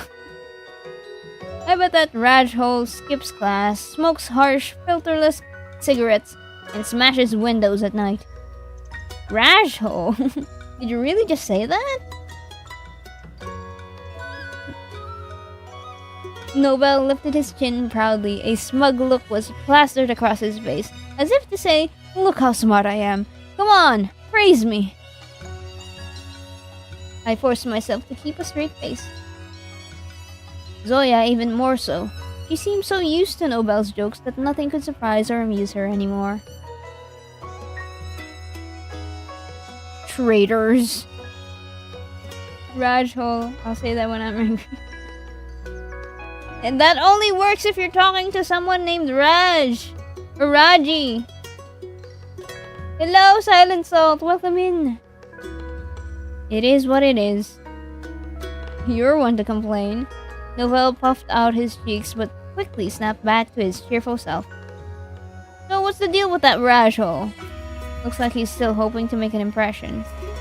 I don't know about the smoking and breaking windows, but he does skip lessons. But they say he catches on fast and passes all the tests. I guess he has tutors then. He doesn't look like a genius, more like a child who can't grow up. Maybe. Zoya and I remained silent. Sure, Nobel was right about Raj, but Raj wasn't the only one. Is he a child that doesn't know how to grow up too? Once upon a time, Raj was the only person in the entire world who understood me, listened to me, and wanted to protect me. Why do people change so suddenly? Oh, another CG! I love the art. So cute. What kind of lunch do you have? That's a cutlet? Some kind of salad leaves?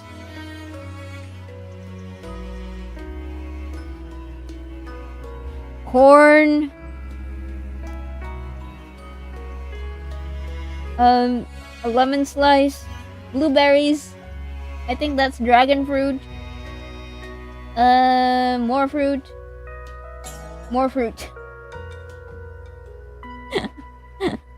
And then, like, chicken, I think. That might be chicken. I kept chewing some pieces of jackfruit, but I tasted nothing at all. Oh, that's jackfruit. Okay. Suddenly, something poked my hand. Oh!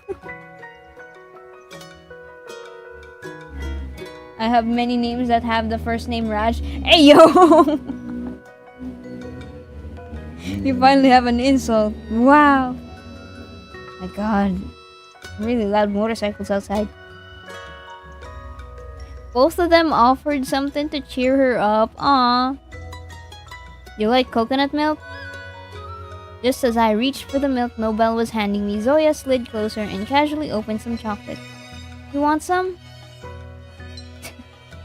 Hey, that was supposed to be for me to share with Princess. So? You're not allowed. The assistant spot is reserved and there's only one. Nobel threw up his hands and bent down to Zoya so I could still hear perfectly well what he said. I had such a chance to win her trust, and you ruined it. Thank you. I really was grateful. Nobel smiled and pulled faces while Zoya rolled her eyes. They both care about me. Wow. When he impersonated the angry bus driver straining, whether from rage or incontinence, I burst out laughing. Nobel, you're nuts! I almost snorted milk out of my nose. Zoya quickly handed me a napkin, and I started wiping myself off. Nobel, pleased with the effect, leaned back lazily against his backpack. Right, since he brought up this morning. By the way, what's in your front pocket? I hadn't been that confident little G for a long time. Someone who would punch bullies and stick her tongue out at grumpy shopkeepers. The one who was always asking questions, trying to learn everything. So even I was shocked. I just straight up asked Nobel about such an embarrassing secret. Silent Salt, who is better, Mori or Oliver? Oh my god. Answer the question. There's only one right answer, Silent Salt. There's only one right answer.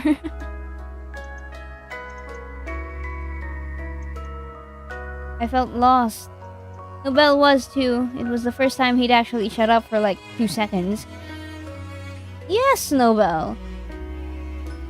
Don't you want to share with us? Are we that close already? Man, he pulled himself together so fast. I kept looking between Zoya and Nobel. I really am not sure how to pronounce his name. Is it Nobel or is it Nobel? Nobel? They looked at each other as if they held the secret to destroying the world or knew the answers to every test. The latter would have been really handy. Too bad it's impossible. Nobel was the first to break. I could have said I had a plan to overthrow the principal and take over the island, some local treasure maps, or a route through through plagued villages. But you wouldn't believe me. I wouldn't. It's a shame.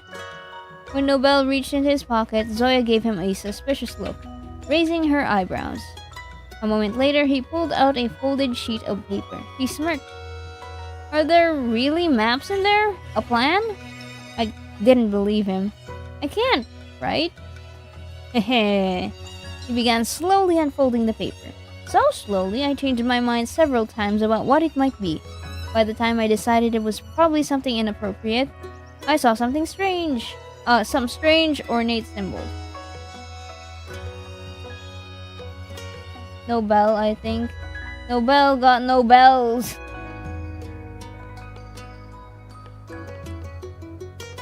It's a summoning ritual for the demon of knowledge who helped me pass my 9th grade exams. Almost immediately, Nobel folded the sheet back. What do you mean?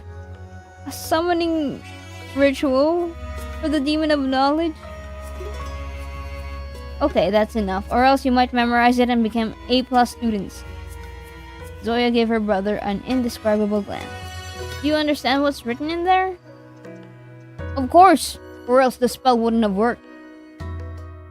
But it's not even Latin. What language is it? Nobel narrowed his eyes slyly. Latin? Too easy. It's way more interesting to study languages that are a lot more ancient. I couldn't tell if he was joking or serious because Nobel, as usual, quickly changed the subject. Surprisingly, his story about the trip to the island drew me in so much I didn't even notice that lunch was ending. It was time to head back to school.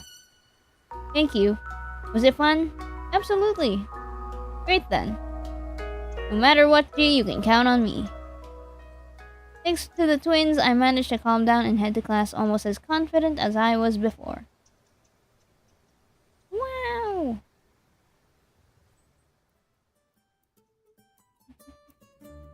Silent Salt picked Mori! Wow! Yippee! That's the right answer! That's the right answer! That's the right answer! Yeah! Yeah!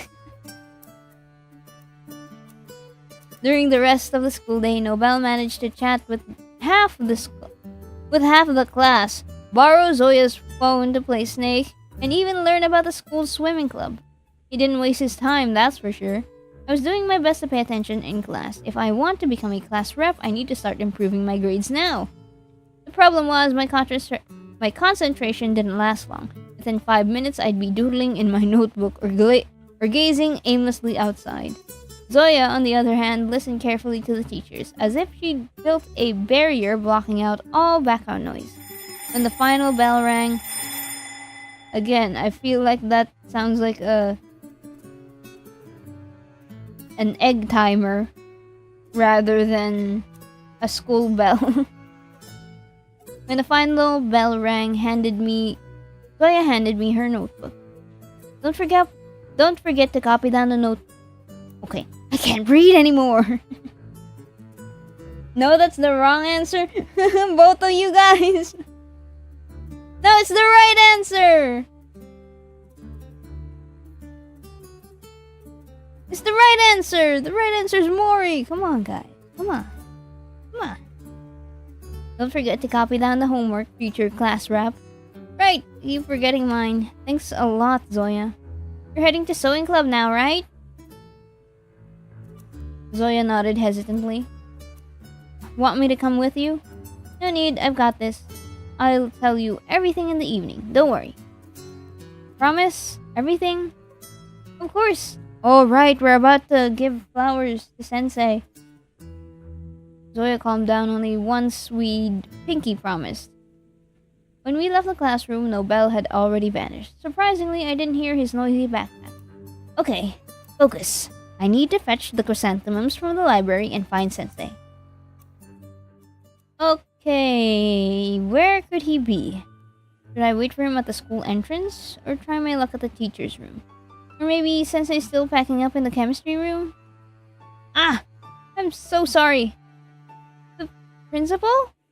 I stepped back immediately, not even daring to push my glasses back up. Principal Ravi. A stately and graceful woman corrected me. Bumping into her messed up my hair, knocked my glasses out of place, and took my breath away. The principal, on the other hand, looked as if only a breeze had brushed past her. I apologize, Principal Ravi. She's beautiful. It's nothing, G. Just be more careful next time. Sure.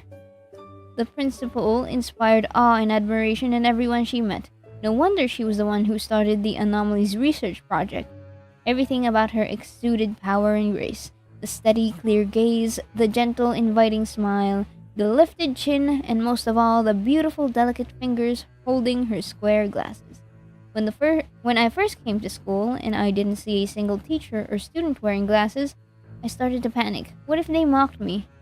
Like, she couldn't even afford contacts, or she just wants to look smart, but she's actually stupid. Glasses does not a genius make. Guys, come on. That just means they're blind. So a person with glasses does not mean they're smart. It just means they're blind. Principal Ravi dispelled all my fears, and I was grateful for that. But what a clumsy meeting that was. From now on, I'll be 1,000 times more careful. As I berated myself, the principal lifted a hand towards her nose as if to adjust her glasses, then seemed to remember she wasn't wearing them, instead dropping her hand to touch the glasses chain, resting against her chest instead.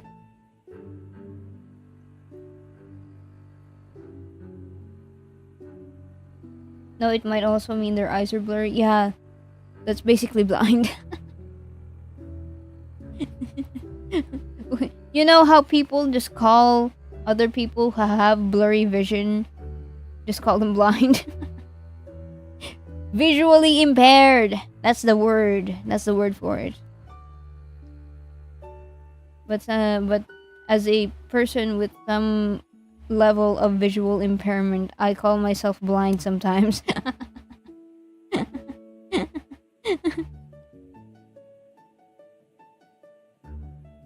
That's far from blind. I know!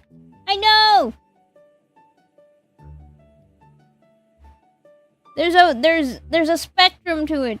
There's a spectrum to being what's it called?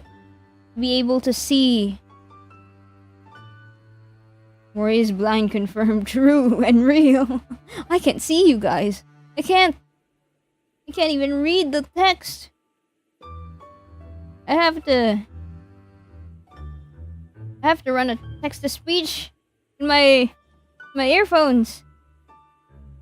Just so I can read it out loud again. How are you finding the start of the year? Great, Principal Ravi. I heard you were quite ill this summer. Is everything okay? Yes, I'm fine. It was just tonsillitis and fatigue. That's good. It seems you're in a hurry. I won't keep you any longer. Her voice was stern yet caring. Once again, I was admiring how amazing she was. I hope one day I can be at least a little bit like her. It's unlikely I'll ever inspire such awe, but maybe I'll still have a chance to become a person others value and respect. Thank you, Principal Ravi. It was a pleasure to meet you. Likewise, G. Have a good school year. Try not to make any mistakes. Big pressure. After the principal disappeared around the corner, I lingered looking after her, replaying those precious moments of our conversation, trivial though they are. Then she immediately rushed to do whatever she came first to her mind. Okay, where can we find Sensei?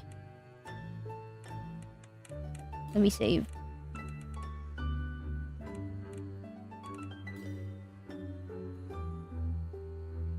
Oliver's not playing confirmed.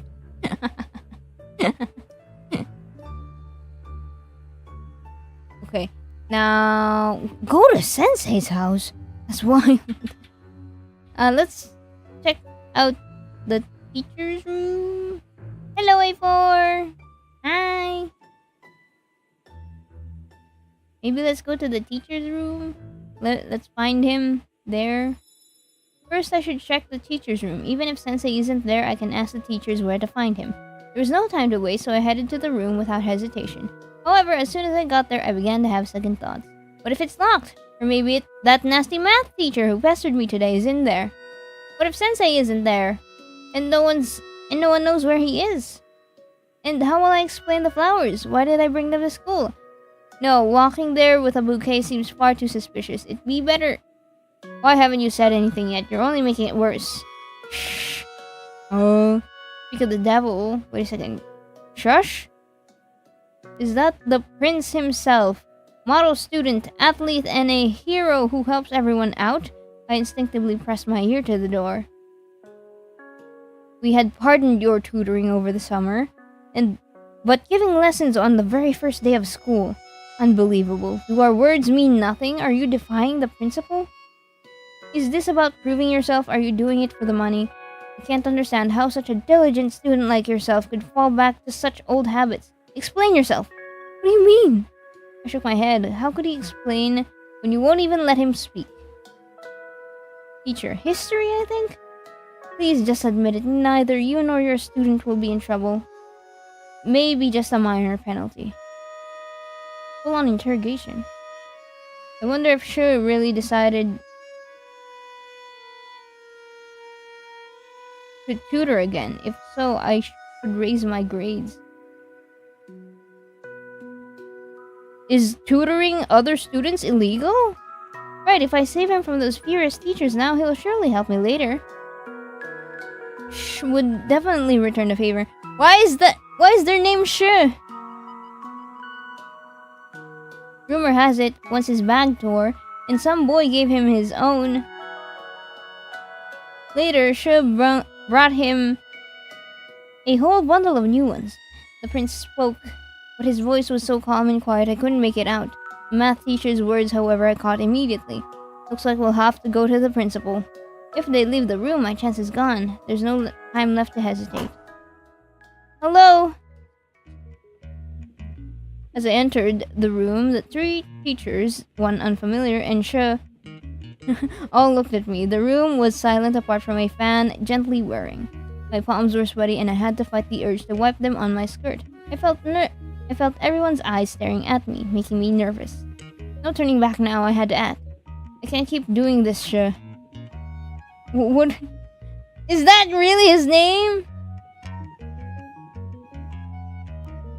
I was his student, we worked all summer, but I want to continue learning and improving.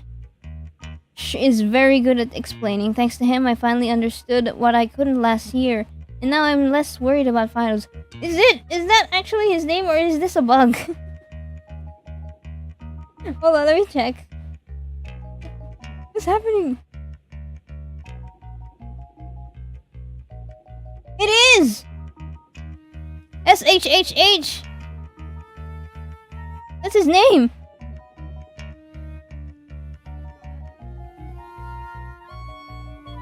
I don't know how to pronounce it. Is it actually just sh? Thanks to him, I finally understood what I couldn't last year, and now I'm less worried about finals.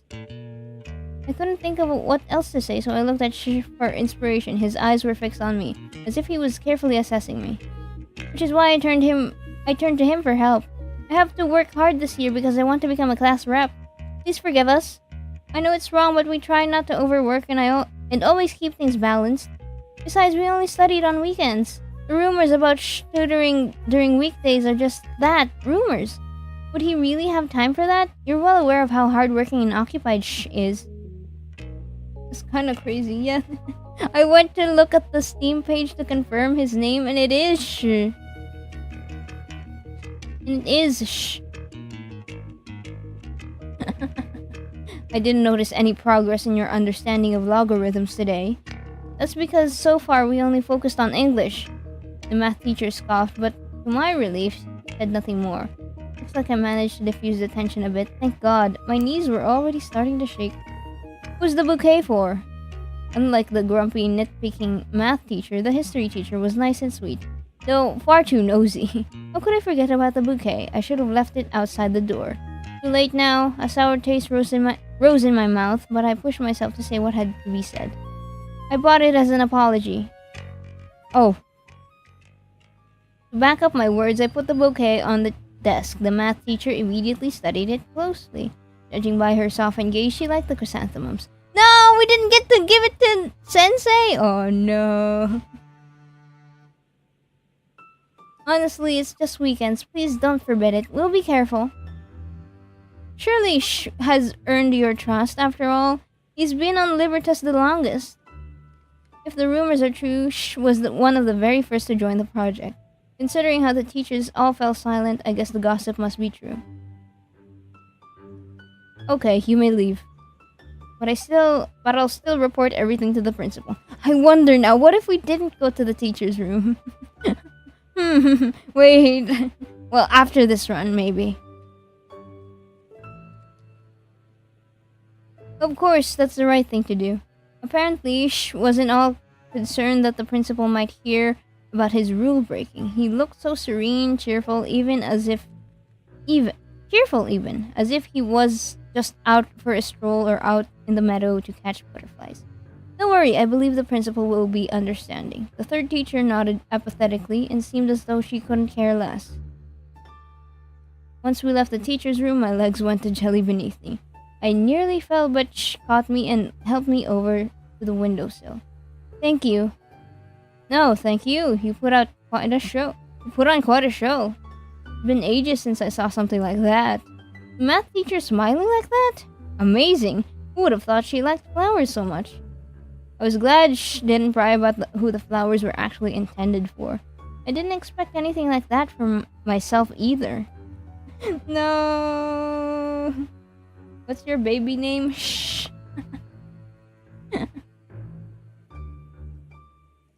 You really saved me there, seriously. I thought I'd end up telling a pitiful story about a poor student wanting to get good grades for his parents' sake. I'm sure you would have pulled it off quite well. Maybe, but I'd never reach your level. Hehe, thanks. I'm at your service if you ever need help, Prince. Sh winced like he just chewed on something sour. Let's do without the Prince stuff. I still don't get why that nickname stuck to me. Oh, I'm sorry, I thought you liked it. No worries, everyone thinks so. Which is why they call me that. Sh looked at me with such a warm smile I couldn't help but relax. So what nickname would you prefer? King? Whoa! Lord! Sh chuckled. My regular name is more than enough, although if you want to be creative, I'd prefer shh. I somehow managed to keep a straight face while he was hissing. I bet there are plenty of unusual names like shh among the locals. Surely there's a story behind each of them. Or so I hope. I'm not sure how polite it is to ask such things at first acquaintance, so I won't pry. Maybe someday I'll learn the secret behind his name. At last, Shh finally finished his hissing. He had a mischievous and joyful look about him, like a boy who had just stolen apples from someone's yard. I was unable to resist such a genuine smile. I let out a giggle. Luckily for me, Shh had pretended not to notice. By the way, tell me, how can I return the favor? You want me to actually tutor you? I couldn't believe my ears. So you really do give private lessons? Well, there's always some truth behind every rumor. So what? Do you agree? Of course! I wasted no time, realizing how clearly lucky I was. Shh reached out his hand. It's a deal then. I shook his hand in response.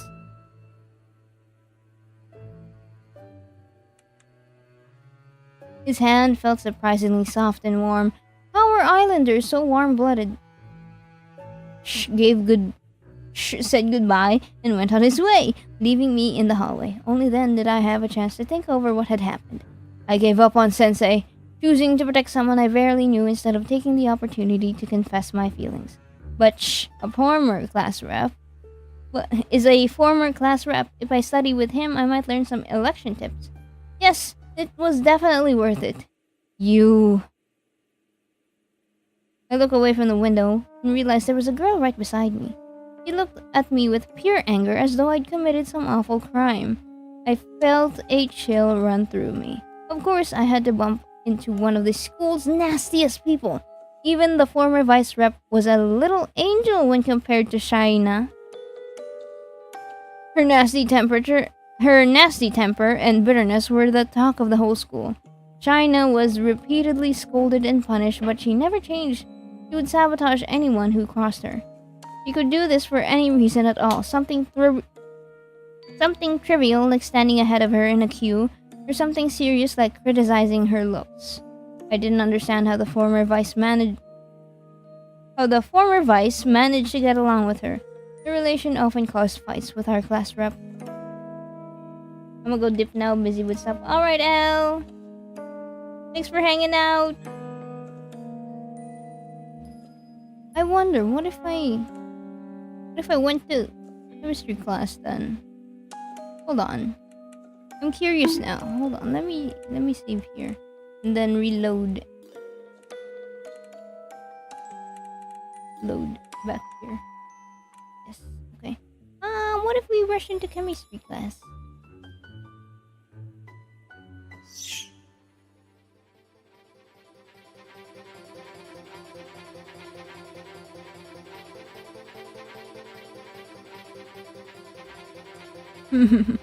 Do I want to save Shh again? Okay. First, I need to check the chemistry class. The lesson ended not long ago, so there's a good chance of meeting Sensei there. I raced up to the second floor. I was running so fast I nearly slammed into the doors. Whoops! Sometimes the side effects of high-speed running can be inconvenient. Huh. I slowed down only once I reached the door I wanted. My breath started to steady. After making sure my voice was firm, my hair smooth, and my glasses straight, I pulled the handle. The door was unlocked. A good sign. Sensei? I carefully stepped inside like a predator stalking its prey. Empty. After checking the storage room with the chemicals and equipment, I went over to the desk to confirm my hunch. A grade book lay on the desk, which obviously belonged to the teacher's room. Sensei would be back soon. Should I wait? What if he forgot about it and is now heading home from the teacher's room? But has Sensei ever forgotten anything? My mind piled up in my mind, and I grew more and more uncertain of what to do. Enough. If I stay this indecisive, I'll never be on Sensei's level. Come on, G. Focus. Everything will be fine. I took my favorite front desk, the one closest to the teacher, and carefully began unwrapping the chrysanthemums. The flowers had wilted a little, but they still looked wonderful. Just looking at them calmed me down and immersed me deep in thought. If Sensei walked in now, I'd stand upright, acting cool like I hadn't been waiting all this time. Did you forget something, G? He would say. His smooth, deep voice would make my heart skip a beat, and I'd hide it, pretending I wasn't staring at Sensei in awe. Yes, Sensei, I wanted to tell you something. I'm listening. Sensei would smile gently and step closer. He'd probably think I just wanted to ask a couple more chem textbook ask for a couple more chem textbooks again. But how wrong he'd be. Could you come a little closer? Of course, Sensei would comply. He always cared for his dear students, listening to and indulging their requests. We'd be almost face to face. Sensei would lean towards the bouquet as if noticing it for the first time. I'd push it nearer, and myself along with it. Can I help you? Yes, Sensei. I'd rise up slightly from my desk, leaning towards him. Absorbed in the bouquet, Sensei would only then realize how close I was.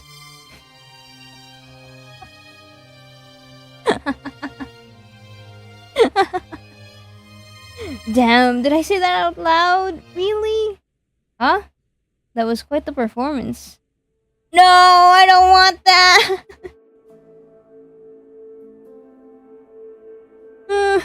No, I didn't want that! For him, why?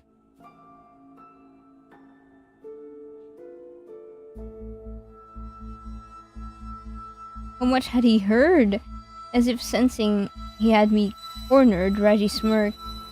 I'll go drop the grade book off at the teacher's room. Or should I call your beloved Sensei? The nickname was like a trigger. I grabbed the bouquet and hurled it at Raj. What the? Geez, sorry. I wanted to apologize and put an end to the conflict, but all I could do was bury my face in my hands helplessly. I'm so pathetic. Useless. Good-for-nothing idiot. Hey. Hold on, if you want to toss them back at me, let me at least remove my glasses. I don't want to smash the lenses. However, Raji didn't throw anything back. Instead, he carefully placed the flowers back down on the table. Come on, look at me. It's okay, Raji. I like being friends with you. The trouble is the bully's fault. Come on, look at me. Hello? Hello? Raji spent so much time dodging me that his sudden attention left me confused. He defied everything I expected. He defied everything I expected. He didn't curse or lash out. He didn't even make fun of me.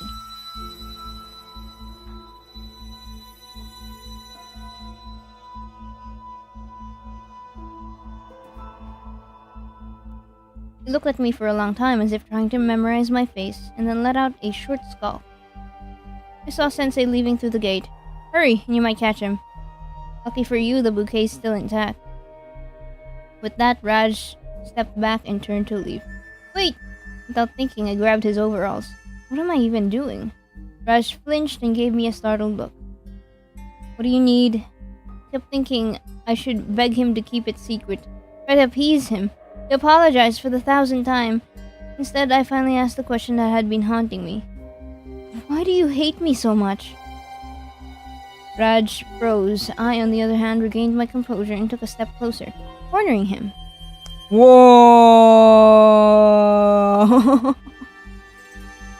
Whoa! You left without saying goodbye. And when I came here, you acted like you wanted nothing to do with me. Intimidated, Raj clung tightly to the bouquet of chrysanthemums like a drowning sailor clinging to driftwood, but his face gave nothing away. I know people change and childhood promises are nothing, but will you at least say why? I don't want us to be enemies. I don't want you looking at me like that. I lowered my head, unable to meet his eyes. My glasses slipped down my nose, threatening to fall on the ground, but I couldn't bring myself to adjust them. They felt like dead weight. I don't want to hurt you. His words were so ridiculous that I raised my head sharply in anger. You already... There was an immense look of grief in Raj's eyes, as if he just witnessed the death of a loved one. His eyes changed color. I recall it was like red, right? Turned into yellow? But that wasn't what shocked me. The chrysanthemums wilted. The bouquet between us had withered in an instant. In the blink of an eye, the chrysanthemum shriveled up, crying out in silence like maidens set aflame, before collapsing lifelessly. Raj! Don't come any closer. Raj shoved the bouquet into my hands and ran out, slamming the door so hard it felt like the whole building might collapse. Luckily it didn't, but the image of Raj as the heartless, cruel thug he had always feared he would become was completely shattered. What?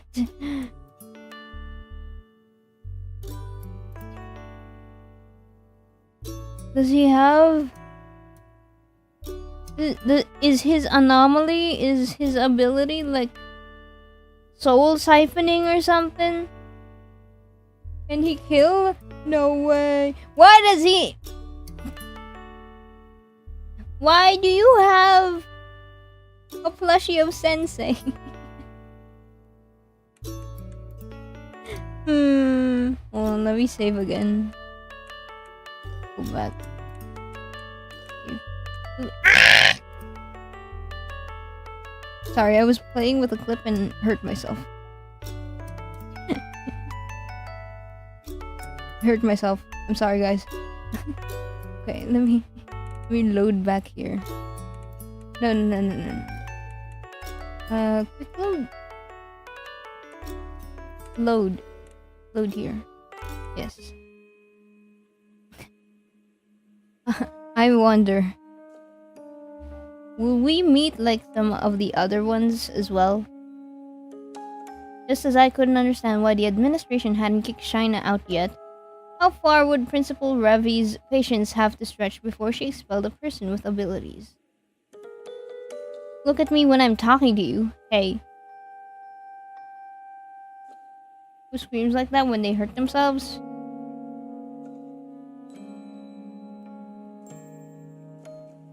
I'm a cartoon.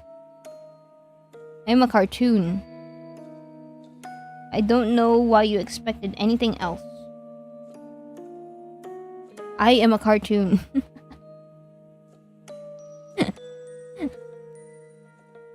You know how Tom and Jerry yelps whenever they get like hurt? Especially Tom. That's a cartoon-ass yell. That's a cartoon scream. Don't hate me, the name is G. Yeah, I remember your name. Jiggins.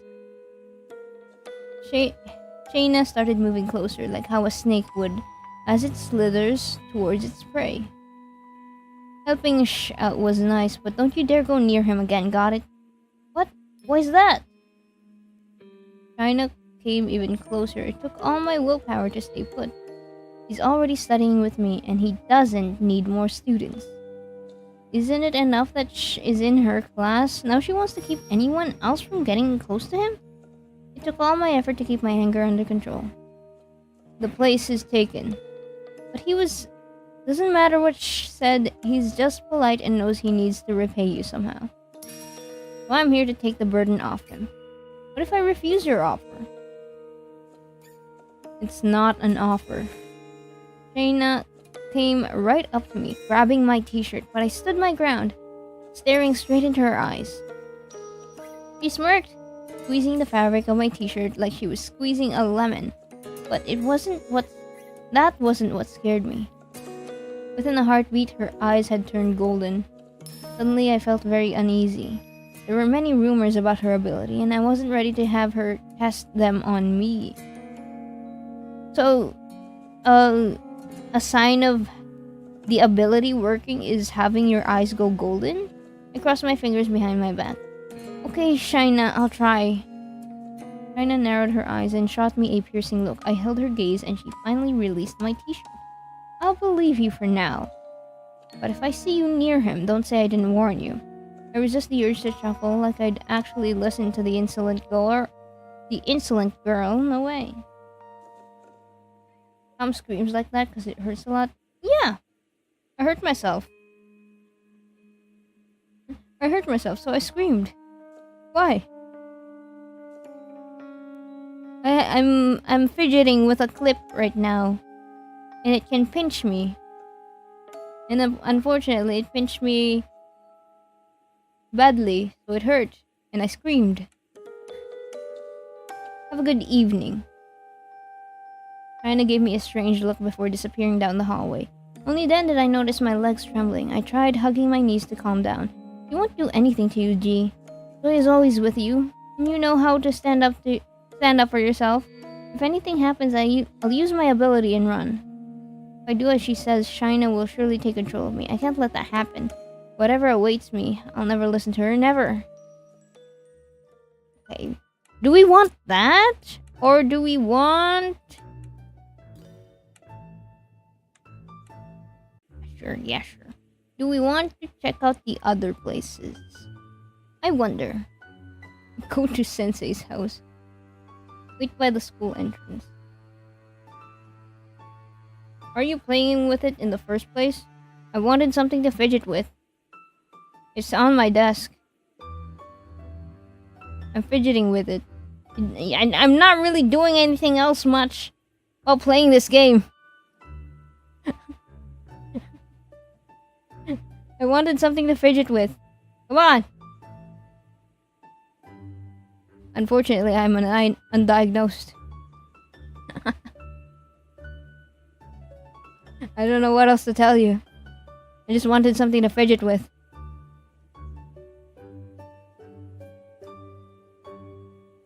Okay. What do we... I wonder, do I want that? What about... Let's go to the school entrance because, Raj did tell us that Sensei was walking out.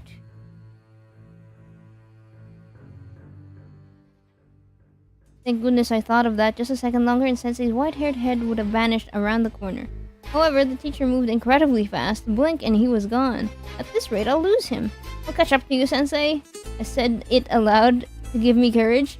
I bent down like a marathon runner, ready for a great sprint. My leg muscles tightened, my palms were sweaty. The last time I used my ability was during the weekend test.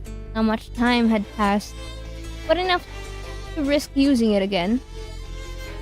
After all, back before I'd even heard of Libertas Island, I used my abilities freely, without restraint. Isn't there safer things on your desk? This is a relatively safe clip.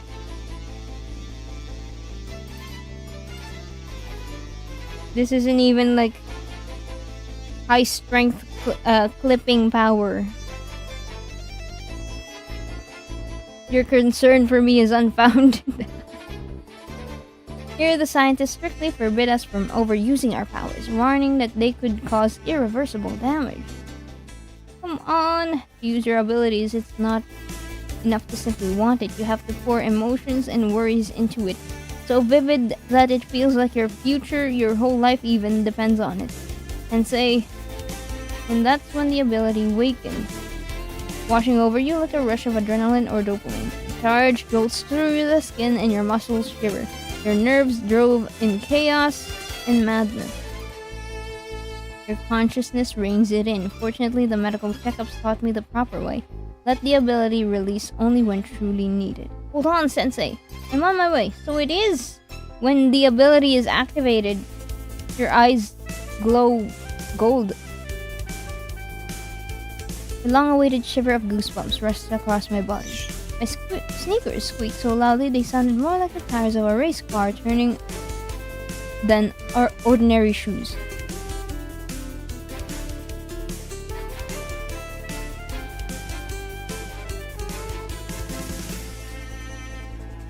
Golden Eyes Mori, when?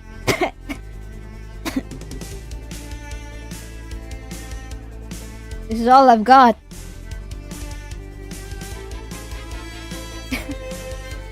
This is all I've got. Come on, man. But nothing could stop me anymore. The roadhouse's trees. Damn.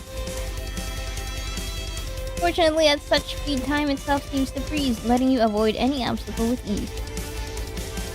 I was on the street, which Sensei had turned into. Now I needed to be careful not to run past him. Whew! The hardest part about running fast is stopping. I held my glasses tightly, keeping them from being flung forward. soon I could finally let out a breath. Whew. A rush of air burst into my lungs. Coughing and gasping for breath, I kept glancing around for Sensei. It didn't take long, just across the road. There he was, straight ahead. Sensei! Sensei! My breathing still hadn't steadied, and instead of calling out again, I hurried forward. Of course, I paid no attention to my surroundings. No! You're going to get hit by a bus! No! The deafening ring startled me so much I froze like a frightened beer cat. Before I could shield my face or accept my fate, a gust of wind swept me away.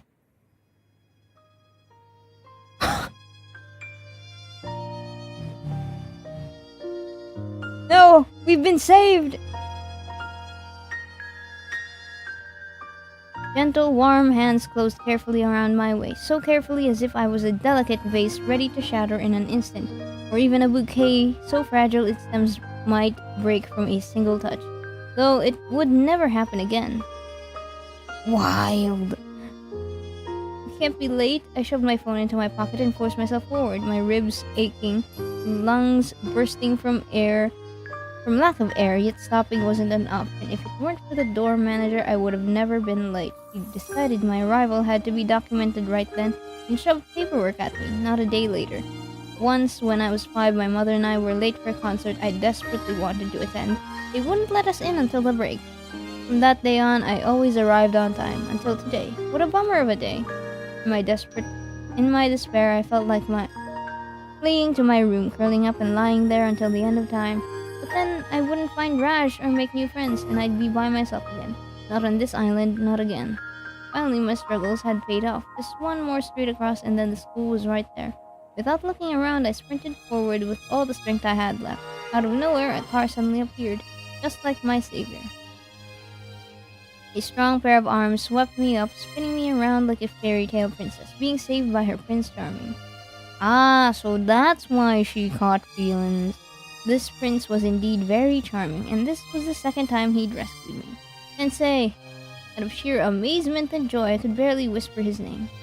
A moment later, he lowered me back to the ground. Though his hands had already left my waist, I still felt their warmth and an overwhelming sense of love in my heart. Gee, are you alright? You're not hurt? You're not hurt? You're not hurt, are you? He immediately looked me up and down, and I felt myself begin to blush.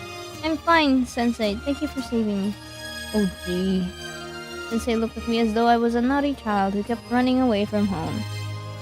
Be honest, do you always cross the street like that? Where's the guy with 2 Moris on his backpack? We're trying to find him. We're trying to find him. There was like this whole set of choices that you could pick, and I tried a bunch of them out. But eventually we'll find him. Let's just get through these many different branching stuff. This game is non-linear, by the way, so there are things that I'm going to miss if I just stick to my decisions. Just for this one choice thing, I will try out every path, and then we can pick the final one. It's just, I barely slept last night. I'm still recovering from my illness. There's no way I could tell him I was risking everything to catch up with him. Sensei shook his head. Did he believe me? Please take care. I won't always be there to save you. Oh my gosh. I know, I'm sorry, Sensei. I'll be more careful.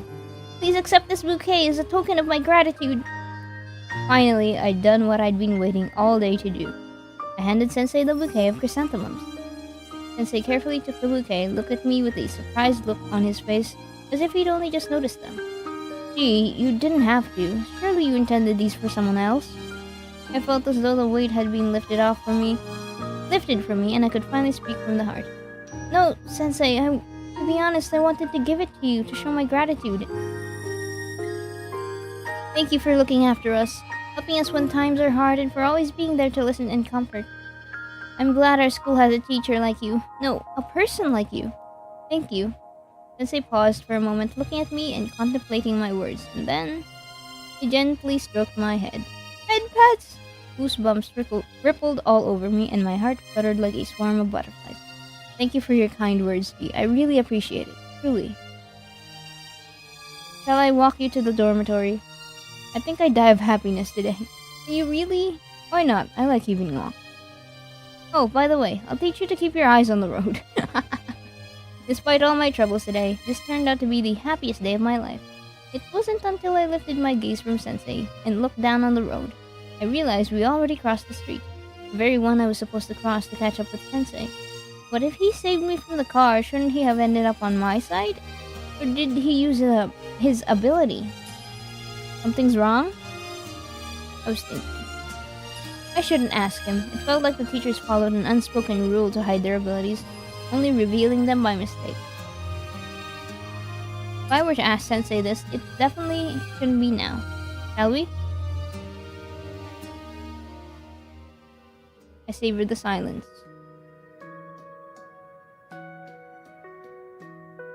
I was worried I was boring Sensei, though it's difficult to tell with his calm face. I need to talk to him about anything. This girl really does have a crush on this teacher. Now, teenagers having crushes on teenagers is fine. It's innocent little crushes. But it's a problem if the teacher reciprocates. That's not good. that's not good. There is a boundary that must never be crossed.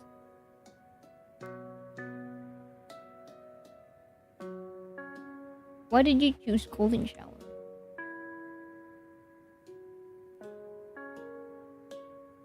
I wanted to do something cool yet easy for you.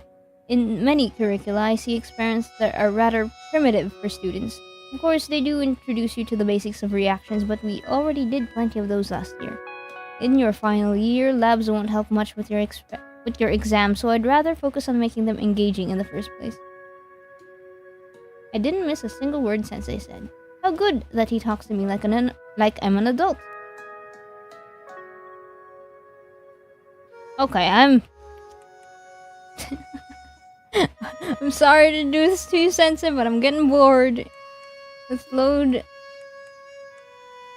back. Let's try to find Nobel. Go to the rooftop.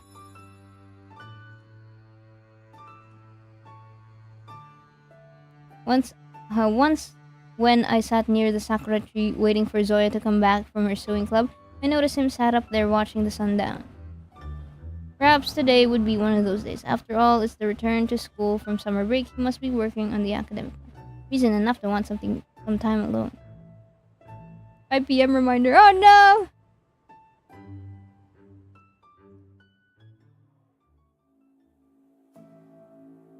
There's no sign of Sensei. Instead, on the roof stood Nobel. Oh!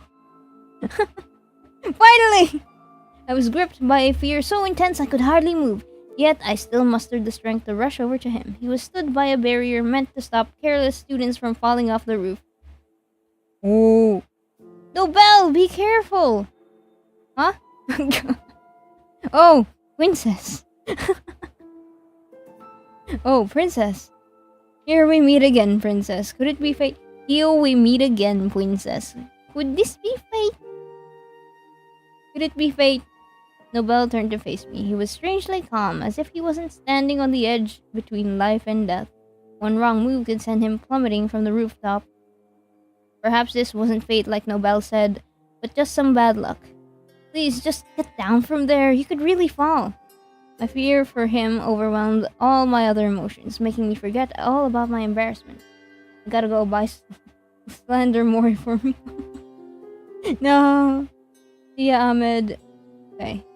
I'll be speedrunning a little bit, up until we head into the dorm. Don't be so scared. I can manage, see? To prove it, Nobel grabbed the barrier with his hands, arching his body backwards. Jesus! See, I see.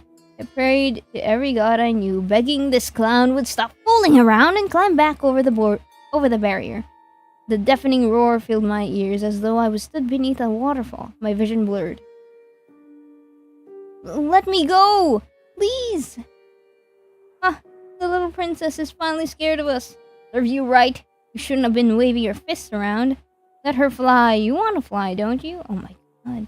This is a memory. Ah! No! Wait! They crashed into the ground. They've fallen. They've actually fallen. Nobel! I pleaded with him desperately. Nobel scoffed, but came to a stop. You're so boring, princess. Princesses don't jump from towers. I barely managed to pull myself together. Begging won't work with Nobel. I have to play by his rules. Then don't. They don't. They don't. They'd rather wait for a knight to climb the tower and injure himself instead. Sir Nobel, you've already shown your skill. Now you should honorably step down. You still haven't given Sensei that bouquet, have you? Instead of listening to me, Nobel just changed the subject. Not yet. I was so stunned I could barely process his question. Oh no, I'd completely given myself away. Nobel's grin grew even wider, as impossible as that seemed. So it's Sensei's after all. I thought it would be someone more interesting. Shh, for instance. If you like him that much, why don't you try your luck? Goodness, the princess has quite the sharp tongue. Fascinating. I take it you were a different person once, right? Damn, I thought I'd managed to get my fiery temper under control now, but Nobel was teasing me. We're all different when we're young. Change is natural. You're right. Will you tell me what you were like, princess? Maybe we should finish this conversation when Nobel's smile faded as if someone had flipped a switch. I almost forgot why I came here. Thanks for the reminder. Welcome back, Elle. You just missed out on us catching up to Sensei earlier, and I got bored of talking to him. I got bored of talking to him. The bell released one hand from the rail, tilting over to the side and hanging in the air. No! I grabbed his outstretched hand. The bouquet dug deep into my palm, crunched mournfully like it was finally taking its final breath. My eyes stung from the sense of loss. Looks like I can forget about the gift for Sensei. The chrysanthemums can be damned. Saving Nobel comes first. Nobel, please! Let's talk. I'll do whatever I can to help. I'll hear you out. If only you knew how many times someone told me that. It's always the same. Are you not capable of an original thought?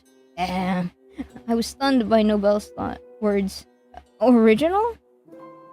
Does he have a habit of standing at railings like this? I had no idea what he was talking about. My fear was replaced with boiling rage. And you? You're anything but original. Nobel stared at me in shock, like it was his first time laying eyes upon me. Then he burst out laughing. What a princess! Bravo! He climbed over the barrier and I let out a sigh of relief. Water dripped down from his hair. Looks like he found the pool then. He's found the pool then. Then why is he behaving so recklessly? Maybe something happened during practice? I should definitely speak with Zoyan. What are you doing? Nobel reached out for the bouquet. Since the chrysanthemums are damaged, there's no point in giving them to Sensei, so maybe we should play a guessing game. What? My thoughts were in a disarray. I could hardly figure out what Nobel wanted. Apart from to drive me completely insane. You wanted something original, didn't you? Let's take a guess about what will happen to my life.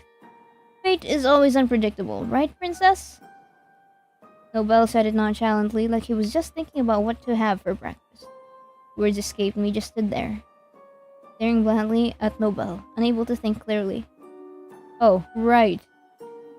He took off his vest and gently draped it over my shoulders. I flinched in fear. It was unusually warm. I don't want you catching a cold. He gently tugged at the bouquet. I unconsciously let it go. His actions were so irrational and unpredictable that I couldn't keep up with the constant changes. Let's begin. Nobel picked up the chrysanthemum and handed the bouquet back to me. We'll save the rest for later. Later? What if he decided to jump off the roof? I tried to speak out, but all that came out was a soft squeak. Nobel scoffed and pulled a petal from the flower.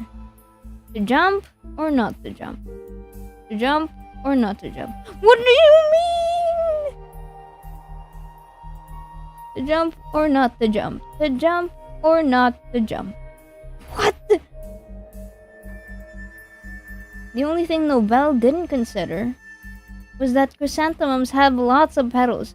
Once the flower has no petals left, his excitement faded. To jump, he muttered away with little interest, finally plucking the last petal. I was entranced by his guessing, that it took me a moment to understand what he meant. But when Nobel climbed the barrier again, I grabbed his shirt. No! I didn't want this! What is this? Fate has decided so, Princess. Maybe we should play again. Want to try guessing my secrets? We could share and tell. Huh, that's interesting. I'll keep it in mind for next time.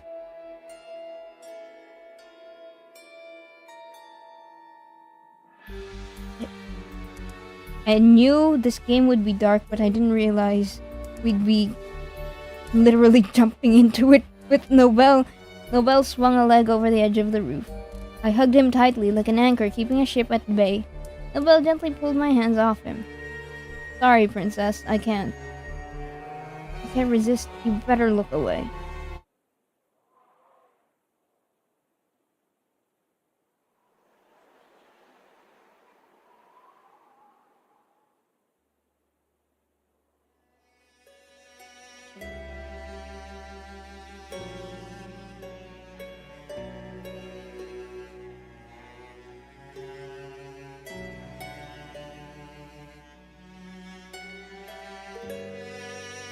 Why would he do this? A despair, fear, and sudden realization of my own helplessness were suffocating. I could no longer resist and burst into tears. The voices rang out from somewhere below. The wind grew stronger and colder and lashing at my cheeks, but I didn't care. Look away! If anyone in the audience if this is causing you distress, please make sure to, oh my gosh, make sure to keep yourself safe and okay. It is alright to leave. This is heavy. I cried so long that the vest was soaked in my tears and the scent grew even stronger. My glasses were completely steamed up from the tears, but I didn't bother wiping them. I'd rather see the world blurry and unclear than face all its horrors. Gee! The voice called to me. I heard it call out again and again, trying to reach me. Ooh, why? It didn't matter. Leave me alone. Gee, look at me! A pair of hands wrapped around my face and turned my head. Zoya? I'm here. She held me tightly as though she feared I'd disappear in her arms. I broke down crying, hugging Zoya and sobbing endlessly. Zoya said nothing, gently stroking my hair. Finally, the flood of tears was over. I managed to pull myself away from Zoya and look into her eyes. Through my tear-streaked glasses, I couldn't see a thing. I could only imagine the look on her face. Zoya, he's down there. I know. I didn't make it. Stupid me. So stupid. Didn't do anything. Zoya, No, G, you're not stupid. Nobel is a huge jerk. Zoya spoke very calmly, as though Nobel hadn't just jumped off the roof, merely taken some candy from the store without paying. Was this a common occurrence? Is this why you're not so surprised? I wiped my glasses and pushed them back up to my nose. Zoya wasn't the slightest bit upset, yet as she looked over the railing, waves of anger flooded over her. But when her eyes met mine, her anger was replaced by concern. Can you walk? Yes. Something was wrong. While Zoya did often hide her true feelings behind a smile and a preoccupied look, now she wasn't hiding anything. Zoya was genuinely furious with Nobel. She didn't have the slightest trace of concern for him. Why? Can you make it downstairs? Zoya, what's going on? Nobel didn't die. I grew even more terrified, imagining his body fractured, bruised, and who knows what else. Who knows what else? Would he even be able to walk? How could he live in such a damaged body? Don't worry about him. Baffled, I look at her, the only thought in my mind, why? Why would he do that? Suddenly all the pieces of the puzzle came together in my mind. Is this his ability? All his fake bravado and fearlessness, Nobel's words about being told to stop countless times, the way he was so sure we'd join him in yet another adventure. Libertas Island, people with abilities. Suddenly it all became clear. He is a total jerk. Can you walk? Zoya repeated. Yeah. I tore his vest off furiously as if shaking off a disease and handed it to Zoya. She accepted it silently. I sure as hell can. Zoya and I pushed our way through the crowd. A couple of teachers and nurses were already by the fallen body, checking over Nobel. The boy lay under a bush with one arm bent at an unnatural angle and his pants torn. A pool of blood was slowly spreading from under his head. The horrifying sight was nearly enough to make me forget my anger, but I quickly reminded myself that Nobel would be fine. Is it super healing? Does he have super healing? I didn't know if he had iron bones or some healing ability, but this guy clearly hadn't jumped for the sake of hurting himself. Ah, jeez, Zoya. What the hell? Nobel coughed and spat blood. The teachers began to wail. How could you? Zoya suggested we head straight back to the dorms, but I needed to see for myself. Proof of just how awful Nobel was. Nobel stopped smiling. It seemed he fully grasped everything I meant with my words. You were curious about my ability. I had nothing to say. I just waved him off like a bothersome fly, snatched his vest from Zoya, and dropped it to the ground. Nobel was still talking, but I didn't try to catch his words over the roar of the crowd. Let's go, Zoya. Let's go. Oh my god! Even the herbal tea that helped calm me during exams couldn't help this time. I still can't believe Nobel is capable of such sick jokes. I don't know if I want to pursue Nobel anymore. No way! No way, that's the...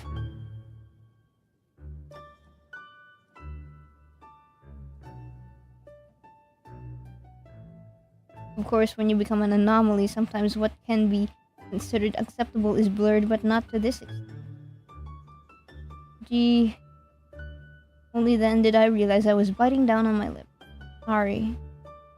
No need to apologize. Nobel's the one at fault for what he did. Does he pull stunts like that often? Zoya let out a joyless laugh. Pretty much. As a child, Nobel was simply curious. He wanted to understand everything he could see. He would always unwrap Christmas presents ahead of time, and he could easily take apart an alarm clock just to see the beautiful screws and batteries. Something changed. One day, something happened, and he stopped being just a curious boy. My brother turned into a real daredevil. Not long after, he tried walking barefoot on glass, staying underwater for hours, stabbing himself in the stomach. He is... Oh, horrible. Wait, when he was still a child? Did he have his ability that early? And why didn't he transfer before? Zoya paused before answering, gathering her thoughts. He pulled too many of those stunts. Our grandfather couldn't take it anymore and secretly sent him to a mental hospital without telling our grandmother or me. Nobel wasn't against it either. Maybe he believed he'd actually get help. Remember how he told us that using abilities too often could harm a person? That's what some of the consequences look like. We hoped Nobel would get better here, but it seems we were wrong. I didn't understand my own feelings towards the whole situation, so I stayed silent. Wild! That's wild. Also, hi, Zach. Hi.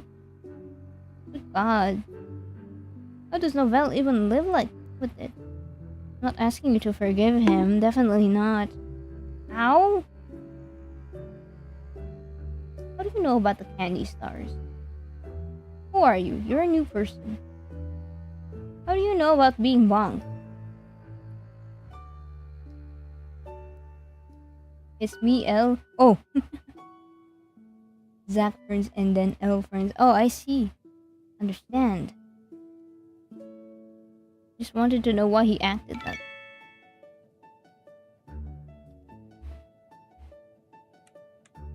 Right after Zoya's words, I received a message from Nobel with an apology. Somehow he managed to type it with his left hand. Stop. Did I ever even give Nobel my number? So that's why he asked for my phone during the break. We sighed in unison. Well, no matter how much Nobel tried to win me over, I wasn't going to reply or forgive him. But to understand him, what a long day, huh? That's for sure. We sat a little longer. To distract me, Zoya started chatting about her new dress and how hard it was to sew new ruffles. After a while, the terrible events of today faded from my mind. Finally, it was time for us to part ways. Zoya wished me good night and disappeared behind the door. A moment later, another text arrived on my phone. It's this time from Zoya. Text me if you need anything. I'm lucky to have such a caring friend. If Zoya hadn't come to help, I might have spent the whole night on that cursed rooftop. I honestly don't know if I could ever return to that place. Enough with these depressing thoughts. Yes, I need to pull myself together, get some sleep, and do my homework in the morning. Tomorrow's a new day. I must embark on to become a class rep. Thinking about Sensei helped me finally drift off to sleep. Despite Zoya wishing me sweet dreams, my dreams were anything but.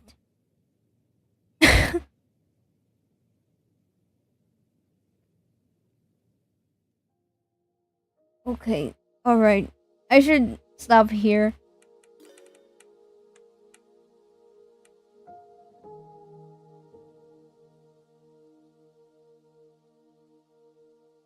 That's wild. This is such a branching narrative game. And then there's still the second day left, where we can according to the Steam page, where we can pick the where we can pick the love interest that we want to pursue. It's already 5 p.m. though. I can't do any more. Yep. That's it for me. I can't do any more. What a way to end it though. Okay, I'm curious. What's this? The boy from the dream.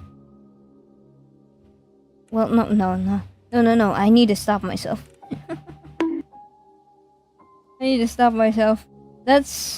That is Chrysanthemum.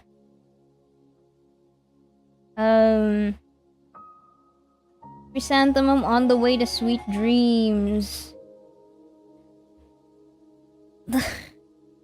By far, the most shocking one was when we went to meet Nobel. I might go back to this and then just not go to the rooftop. There's still like one more that we haven't gone to. I don't remember which one it was. But there's also like another character that we still need to like meet. We didn't get to meet in this playthrough, but eventually I'll come back to this. I'm hooked. This is so intriguing. I love it. So that is Chrysanthemum on the way to sweet dreams. If you guys would like to try it out for yourself, that is !dreams in chat to get a link to the Steam page. It is also available in the video description of the YouTube VOD, as well as what's it called? Yeah, that's about it. Thank you so much to OneCellTeam for reaching out and letting me play the game and feature it during this Otome game celebration. Will you play more? Eventually, yes, I will. I'm looking forward to it. There's only like 1 day left of this that we could like play through. So the demo version has an estimated 2 to 4 hour playtime.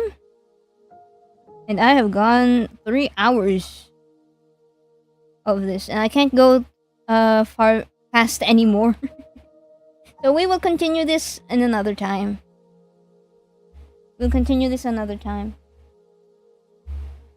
I enjoyed listening through the story. Yeah, it was really intriguing as well. I'm looking forward to learning more about the lore of this island, as well as going through and interacting with the characters as well. Let me head back into... Actually, there. Go back to the menu. Yes. There. We've already saved anyway. Yeah. I want to eat candy stars. Me too. But yeah. again, if you want to play this for yourself, this is a non-linear story, so there's a bunch of branching storylines to this game that I may never fully cover in my streaming, but you can check it out for yourself in the Steam link. And later tonight, I will be playing Scarlet Hunt, another dark romance Otome. I will be putting up a content warning for that game as well, because it covers a bunch of sensitive topics as well, but hopefully nothing too graphic or something. Scarlet Hunt reminds me of young adult novels, actually. Young adult novels like The Hunger Games. That's how the premise comes off to me, so yeah. Midnight stream, oh my gosh! The stream for tonight will be at 9 p.m. So look forward to that. There is a waiting room already up. So if you wanna wait it out, be there. Okay. Thank you guys for hanging out and reading with me. Bye guys. Bye. Oh dear, night stream later, right? Yeah. Yeah, in like 3 hours. Whoa. 4 hours! I'm gonna go watch something that my cousins keep mentioning. Alright. Alright! Alright guys. And then tomorrow, Of the Lilies. Look forward to that one. I'm so excited for that one. It's a Southeast Asian inspired fantasy adventure game. Otome. Yeah. Alright. Bye guys. Bye. Bye. Bye. Bye. Bye.